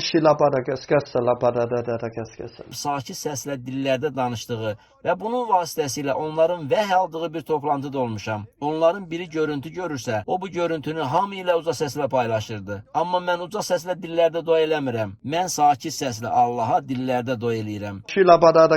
Mən ətrafda olanların dillərdə danışdığımı eşitmələrindən çəkinmirəm. Bu mənim üçün fərq eləməz. Çünki onlar da dillərdə danışırlar. Sonra görüntü görən adam onu başqaları ilə uca səslə paylaşır. Amma hərdən biri ayağa qalxıb uca səslə dillərdə danışır. Bu, sakit danışan digərlərindən fərqlidir. O bunu ona görə eləyir ki, bu tərcümə və ya izah edilməli olan bir dildir. Həmin vaxt orada bu cür dil almış bir adam var idi. O, ayağa qalxıb aldığı sözü dillərdə uca səslə söyləyəndə mən bunu şərh eləməli olduğumu anladım. Bu səbəbdən də o dillərdə danışıb qutarandan sonra mən Allahın bu adama nə dediyini hamının başa düşdüyü Danimarka dilində şərh eləməyə başladım. Bəzən toplantıya dillərdə danışmaqdan xəbəri olmayan bir imansız gəlir. Biz dillər barədə ona sadə sözlə izah edirik. Bundan sonra o artıq bu barədə məlumatsız deyil. İndi o dillərdə danışmağın nə olduğunu bilir və bu ona bir əlamət olur. Bir sözlə, bunların necə olduğunu başa düşməlisiniz. Bəzən bilmədiyin xarici dildə fikri çatdırırsan. Bəzən naməlum dildən şəxsən özün üçün istifadə edirsən. Bəzən bir və ya iki dəfə dua zamanı şərh eləmək məqsədi ilə uca səslə dillərdə sözlər söylənilir. Bu da şərh edə biləcək bir nəfər olduqda edilir. Əgər siz bunların hamısını anlasaz, bunların gündəlik həyatda necə işləmədiyini də başa düşəcəksiniz. Onu da başa düşmək lazımdır ki, ilk imanlılar cəmiyyəti heç də müasir imanlılar cəmiyyəti kimi deyildi. Bu, qardaşbazı məsihçilərin bir araya toplaşdığı kiçik bir ev toplantısı idi. Bəzən onlar heç nədən çəkinmədən uca səslə və sərbəst dillərdə danışırdılar. Amma imansız və ya bu barədə heç bir məlumat olmayan bir nəfər içəri girəndə onlar dayanır və dillər barədə ona izah edirdilər. Bütün bunları başa düşdükdən sonra Korinflərə məktubu oxusaz, siz bunu yeni şəkildə anlayacaqsınız. Gözləriniz açılacaq. Bunların nə demək olduğunu görəcəksiniz. Lakin siz Lüteran, Katolik və ya reformist kilsələrinin təlimi çərçivəsində Korinflərə məktub oxusaz, Paulun nədən danışdığını heç vaxt başa düşməyəcəksiniz. Paulun Korinflərə 1-ci məktubunun 14-cü fəsli tamamilə səhv başa düşülür. Peter də elə eyni şeyi deyir. O, 2 Peter 3:16 ayəsində Paul haqqında bunları deyir. Paul bütün məktublarında bu mövzulara eyni cür toxunur. Məktublarında çətin başa düşülən bəzi işlər var. Cahillər və qərarsızlar digər müqəddəs yazılar kimi bunların da mənasını təhrif edərək öz həlaklarına səbəb olurlar. Beləliklə, Paulun Korinflərə və digər məktublarından danışarkən Peter deyir ki, Paulun məktubunda çətin başa düşülən bəzi sözlər var. Cahillər və qərarsızlar onları anlamırlar.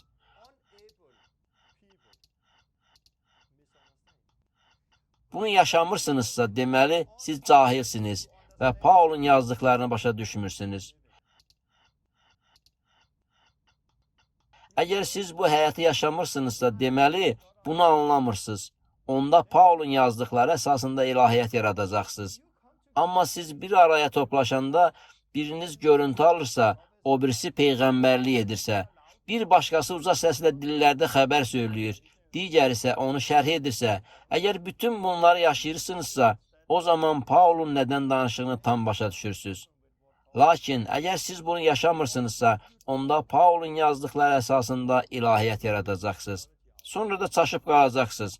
Onda belə deyəcəksiniz. Yox, bu hamı üçün deyil. Yox, bu belə olmalıdır. Bu isə elə olmalıdır. Amma siz həqiqətən Korinflərə məktubun təməli üzərində qurmaq istəyirsinizsə, hər dəfə yığıncağınıza imanı olmayan bir nəfər gələndə onun üçün peyğəmbərlik eləməlisiniz ki, o Allahın aranızda olduğunu görsün və diz çöküb Allaha səcdə eləsin. Siz bunu edirsinizmi? Xeyr. Bunun əvəzinə siz müxtəlif ayələrə istinad edərək deyirsiniz. Yox, bu belə deyil. Beləliklə, əgər şəxsi dillərdə danışmırsınızsa, Bunu istədiyiniz yerdə edə bilərsiniz. Bir araya gələndə də dillərdə danışa bilərsiniz. Siz Allaha dillərdə söyləyə bilərsiniz. Bu şəxsi dillərdə danışmaqdır.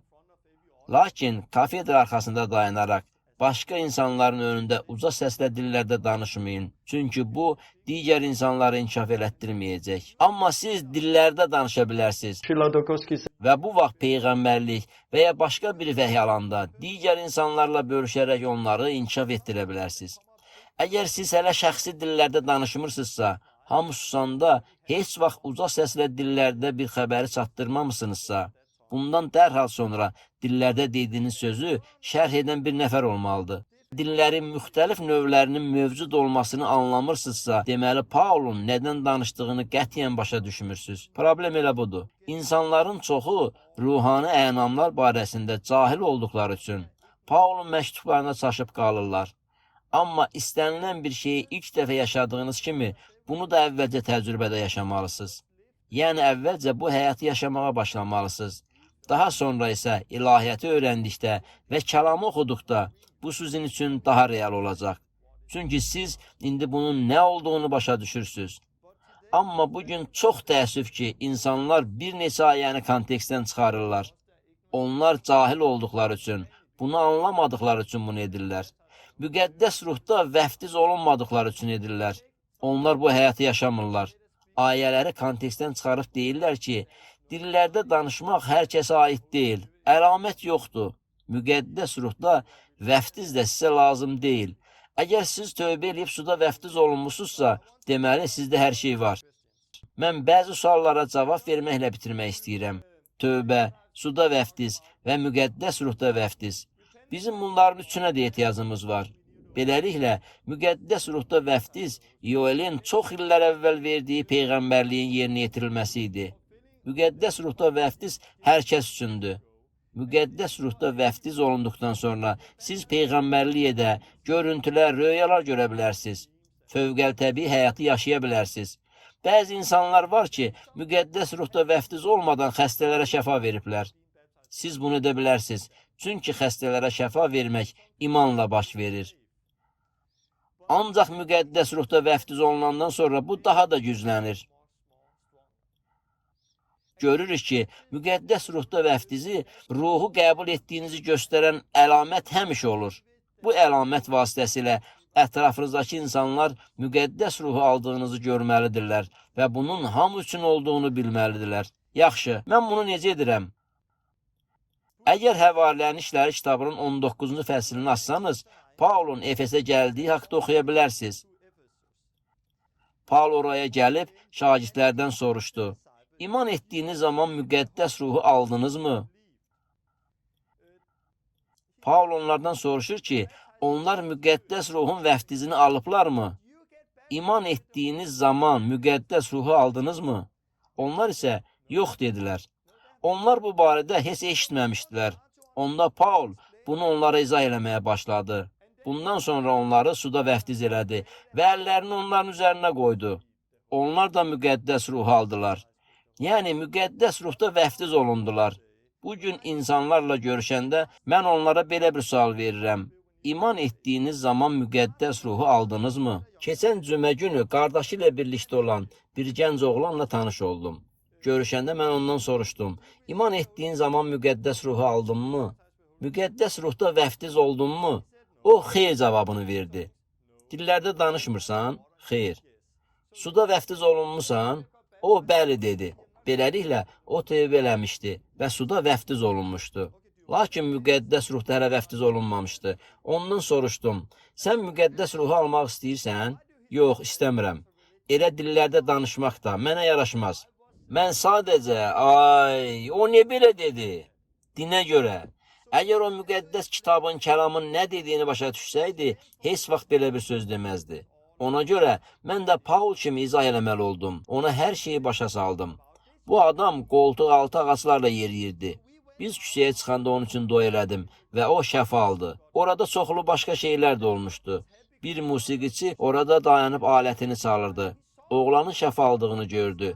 O gülümsəyərək çağırdı. Yanıma gəl, buraya gəl. Biz onun yanına getdik və o dedi, uzun müddətdir dizimdə problem var, bəlkə siz mənim üçün də dua edəsiz. Mən isə tədəzə şəfa almış oğlana dedim, indi sən dua elə. Oğlan bu musiqiçi üçün dua elədi və o da şəfa aldı. Sonra orada qəzet satan başqa bir cavan adam da var idi. O bunu görüb dedi, yanıma gəl. Biz ona yaxınlaşdıqda o dedi, belimdə problem var, mənim üçün dua edərsənmi? Çünki o nə baş verdiyini gördü. Mən həmin oğlana dua eləməyə imkan verdim və o bir adam da şəfa aldı. Beləliklə 5 dəqiqə ərzində qoltuq ağacları ilə gəzən oğlanın ayaqları şəfa aldı. Sərbəst yeriyə bildi. Daha sonra o başqa bir insan üçün dua elədi və həmin adam da şəfa aldı. O çox sevinirdi. Sonra mən ondan soruşdum. İndi nə edək? Mən müqəddəs ruhu istəyirəm. Mən onun əllərindən tutdum. Onun üçün dua elədim. O müqəddəs ruhda vəftiz olundu və dillərdə danışmağa başladı. Biz mənim evimə getdik və orada oturub söhbət elədik. O isə sadəcə oturub baxırdı. Ondan soruşdum, necəsən? Mən dolmuşam. O müqəddəs ruhla dolmuşdu. O dillərdə danışırdı. Bu sadəcə olaraq onun daxilindən çıxırdı. O belə deyirdi, aman Allah, danışan mən deyiləm. Bu oradan gəlir. Sonradan o həm öz ailəsinə, həm də mənə məktub yazdı. O belə yazdı, bu gündən mən İsa'nın ardınca getməyə qərar verdim.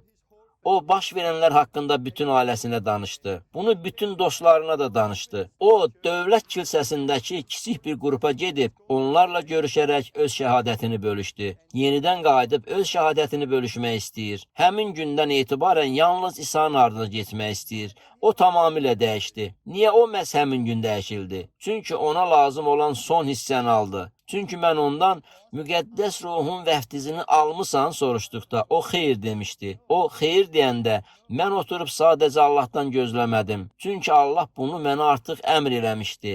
Bəli, amma vəftiz eləyən Allahdır. Bəli, Allah bunu əl qoyma vasitəsilə edir. Biz əlimizi insanların üzərinə qoyanda Allah bunu edir.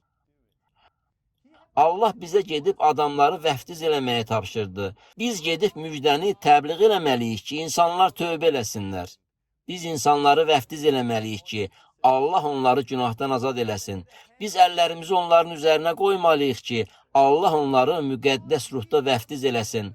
Bunu eləmək üçün biz Allaha lazımıq. Yüzlərlə insanın müqəddəs ruhda vəftiz olunduğunu görmüşəm. Mən bunu çox edirəm. Çünki hər dəfə həvarilərin işləri 19-da olduğu kimi iman gətirib, lakin hələ də ruhdan tam doğulmayan imanlı insanlara rast gəlirəm. Bu zaman onlardan soruşuram, müqəddəs ruhu almısınızmı? Onlar yox cavabı verdikdə əllərimi onların üzərinə qoyuram və onlar da müqəddəs ruhu alırlar. Onlar da Allah üçün alovlanırlar və bu səbəbdən onların həyatları tamamilə dəyişir. Bunu necə eləmək olar? Mən onların əllərindən tutub gözlərini yummalarını xahiş edirəm. Sonra onlara deyirəm, sözlərimi təkrar eləyərək mənimlə birlikdə sadəcə dua eləyin.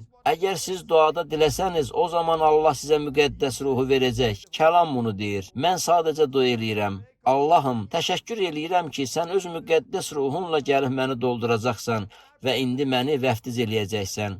Bu zaman mən müqəddəs ruhun necə gəldiyini hiss eləyirəm. Siz çox vaxt bunu onların gözlərində görə bilərsiniz. Onların gözlərinin belə olduğu görünür. Bu zaman deyirəm, ağzını aç, danış. İndi bildiyin dildə danışma, sadəcə dillərdə danış. Onlar danışmağa başlayanda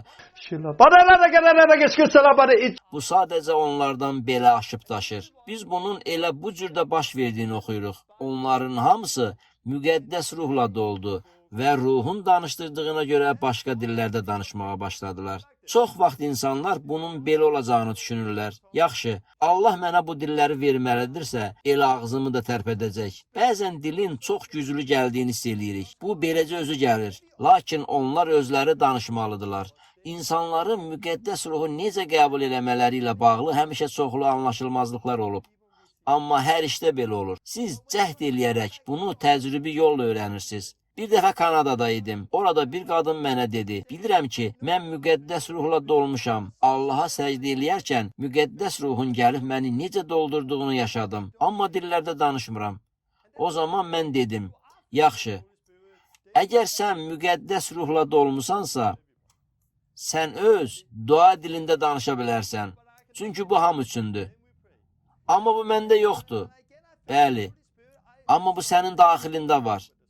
Mən onu daxilimdən kənara buraxa bilmirəm. Bundan sonra biz dua elədik. Mən onun üçün dua elədim və o yenidən müqəddəs ruhla doldu. Mən onun müqəddəs ruhla dolduğunu gördüm. Mən də ona dedim, ağzını aç və danış. Qadın isə bacarmıram dedi. Mən ona əmr elədim, danış. Və qadın danışmağa başladı. Siz bunların sadəcə bəzi sözlər olduğunu görə bilərdiniz. O bunları öz başından deyirdi. Bunlar onun ruhundan deyil, kənardan, buradan, onun başından gəlirdilər. Danışmaq qorxusunu dəf eləməyə başlayanda və müqəddəs ruh onun üzərinə gəldi. Qadın yerə sərildi. O yerdə uzanmış vəziyyətdə dillərdə danışırdı. Qadın artıq qorxudan azad olmuşdu. Əvvəllər kimsə ona dillərdə danışmağın təhlükəli olduğunu, şeytandan gəldiyini söyləmişdi. Qorxusunu aşmaq üçün ona azad olmaq lazım idi. Kimsə onu azad eləməli idi. Beləliklə, dillərdə danışmaq hər kəs üçündür. Mən hələ də müqəddəs ruhda vəftiz olunmamış insanlara qarşılaşdıqda əvvəlcə onlara müjdəni danışıram. Daha sonra onlar üçün dua eləyirəm. Onlar müqəddəs ruhda dərhal vəftiz olunub dillərdə danışmayanda mən dillərdə danışmağın nə olduğunu onlara belə izah eləyirəm. Ruh onların üzərinə gəlsə də onlar özləri danışmalıdır. Allah onların ağızlarını idarə eləməyəcək. Yəni onlar özləri danışmalıdırlar. Bununla belə biz insanların özlərindən çox söz söyləməsini istəmirik. Biz istəyirik ki, insanlar ruhdan danışsınlar. Mən çox zaman insanlara belə deyirəm. İndi sənin üçün dua eləyəcəm. Bir neçə sözdür. Sadəcə 3, 4 və ya 5 söz söylə. Bir neçə kəlmə dedikdən sonra bunların sənin başından gəldiyini hiss elədikdə dayan. Mən yenə dua eləyəcəm. Sonra yenidən bir neçə kəlmə söylə. Çünki bunlar sənin öz başından deyil, daxilindən gəlməlidir. Çox vaxt onlar imanla danışmağa başlayanda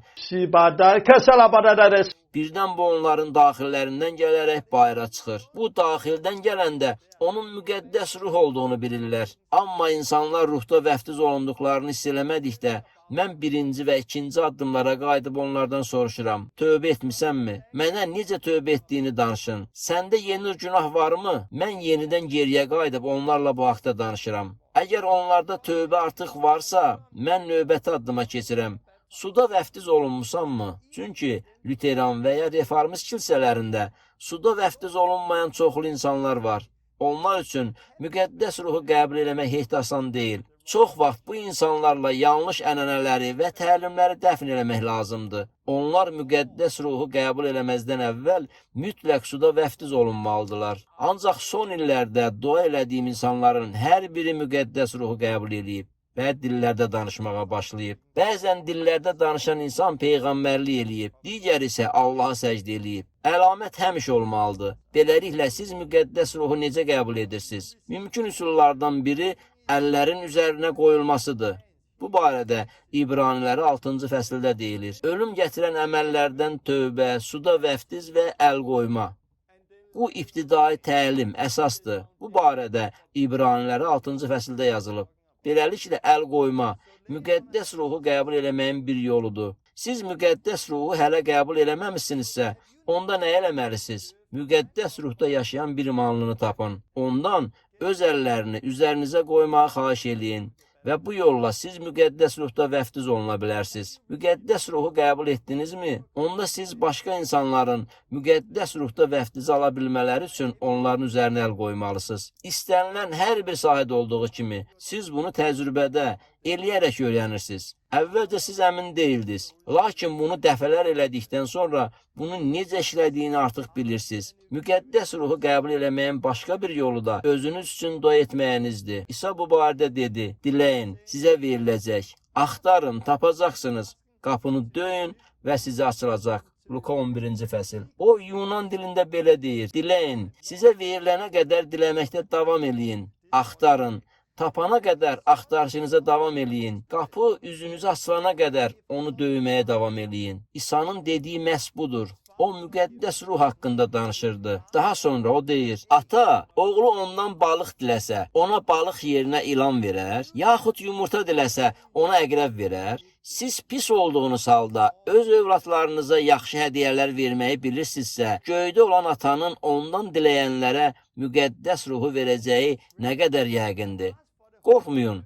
Əgər siz Allahdan müqəddəs ruhu istəsəniz, O sizə pis ruh verməyəcək. O bunu Luka 11-ci fəsildə deyib. Əgər siz müqəddəs ruh istəsəniz, Allah sizə elə müqəddəs ruhu da verəcək. Amma müqəddəs kitab deyir ki, biz uşaqlar kimi olmalıyıq. Ancaq biz öz dini təlimlərimiz səbəbindən hər şeyi çətinləşdiririk. Mənim həyat yoldaşımın 11 yaşı olanda onun çoxlu təlimi yox idi.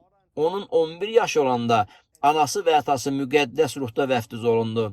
Və bu zaman o da bunu istədi. O zaman otağa girib Allahdan belə xahiş elədi. Allahım, mənə müqəddəs ruhu ver. Elə həmin vaxt o müqəddəs ruhda vəftiz olunaraq dillərdə danışmağa başladı.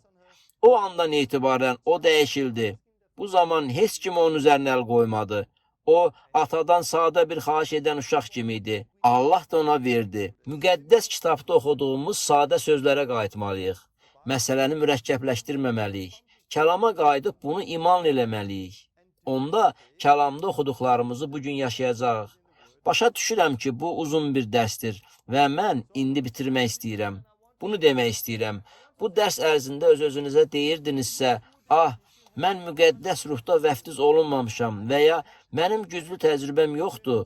Yəni, əgər siz bu cür düşünürsünüzsə, onda sizə bunu demək istəyirəm. İndiyə qədər dua elədiyim hər bir kəs müqəddəs ruhda vəftiz olunduqda çox güclü bir təcrübə yaşadılar.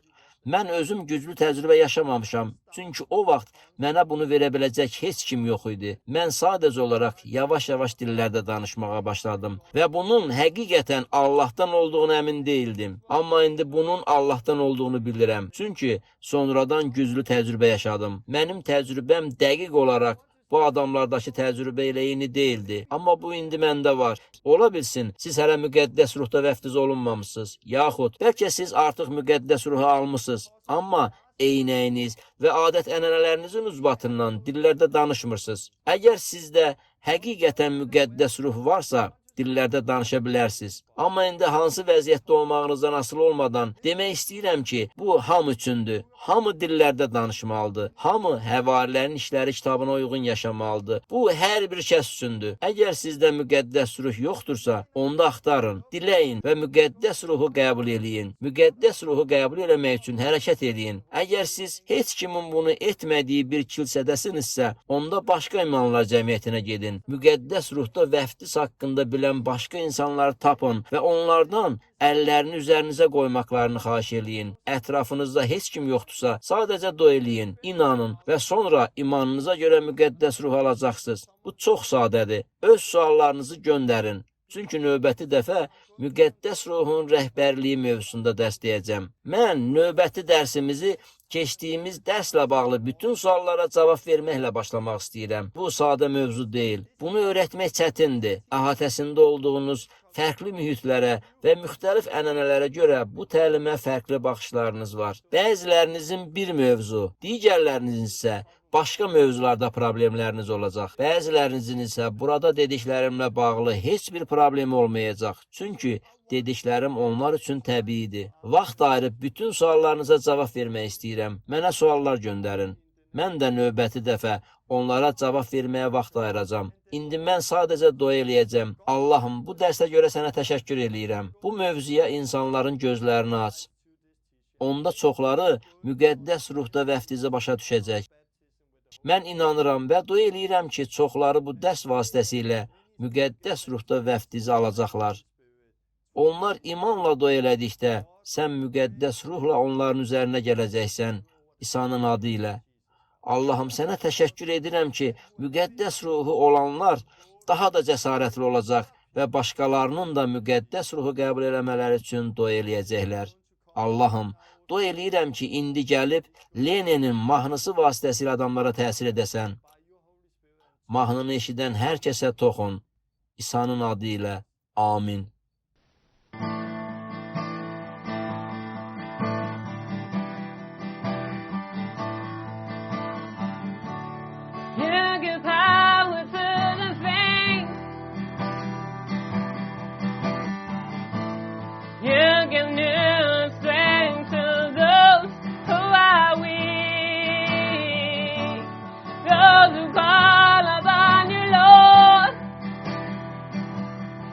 Share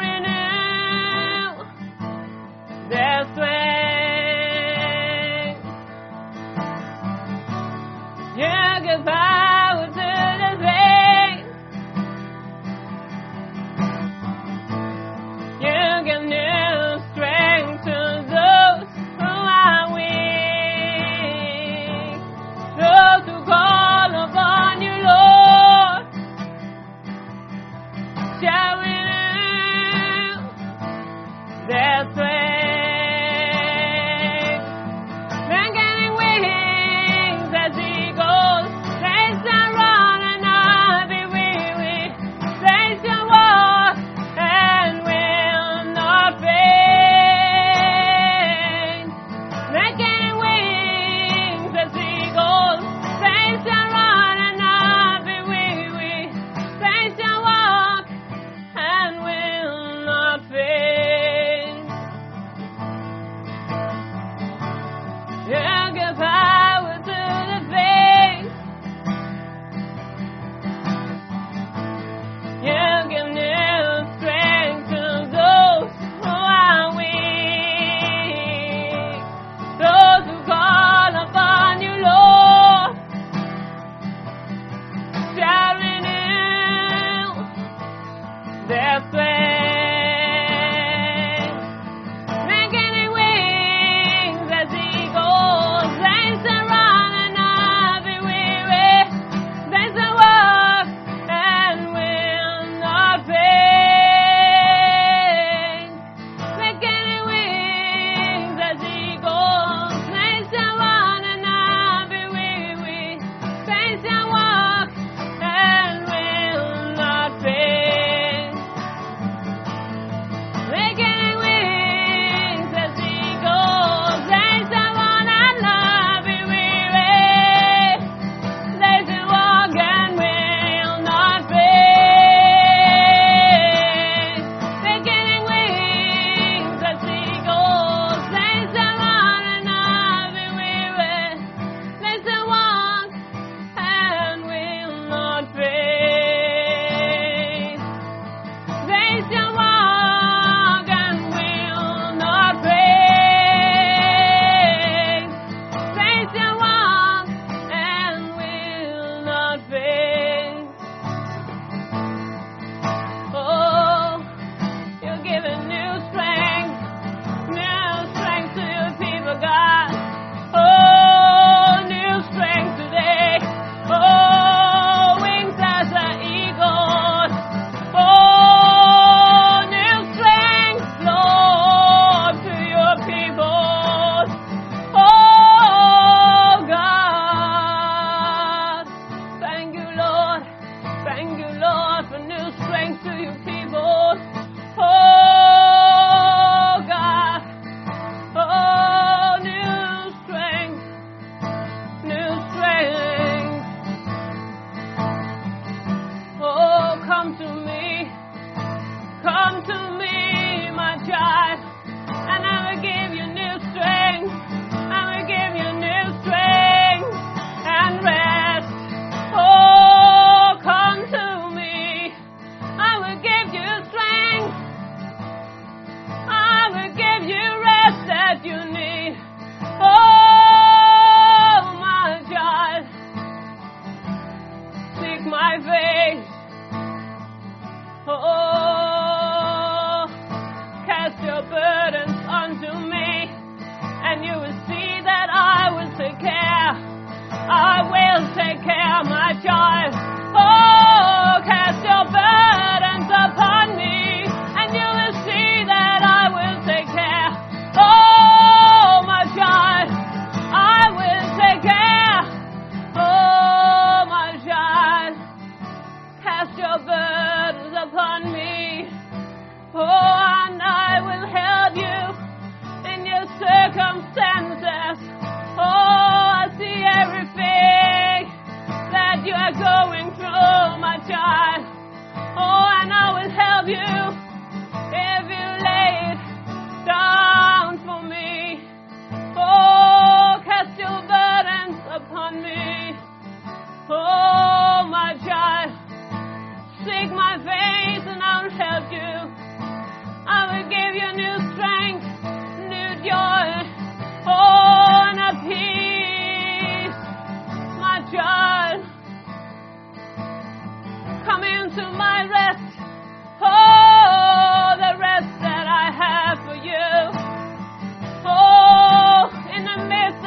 circumstances. I have a rest, I have a peace.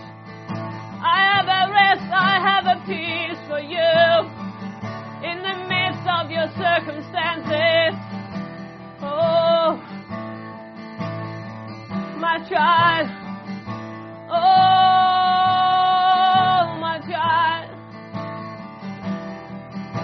Cast your burdens upon me. Let me take over in your life.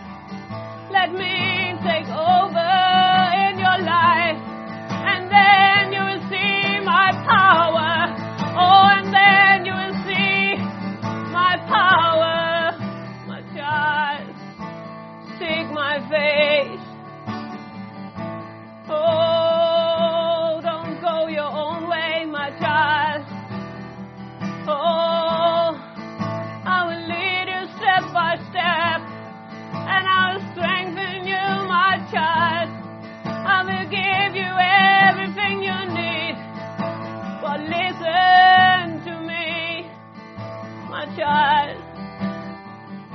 Oh, seek help. Seek my help, my child. Oh, and I will strengthen you. I will give you peace. I'll give you peace and strength in your circumstances. And I will take care. I will take care of the problems. I will take care. Oh, I will take care, my child. Oh, surrender everything to me, my child, and you'll see I'm taking care. I have control. Oh, my child, I am your God. I am your God.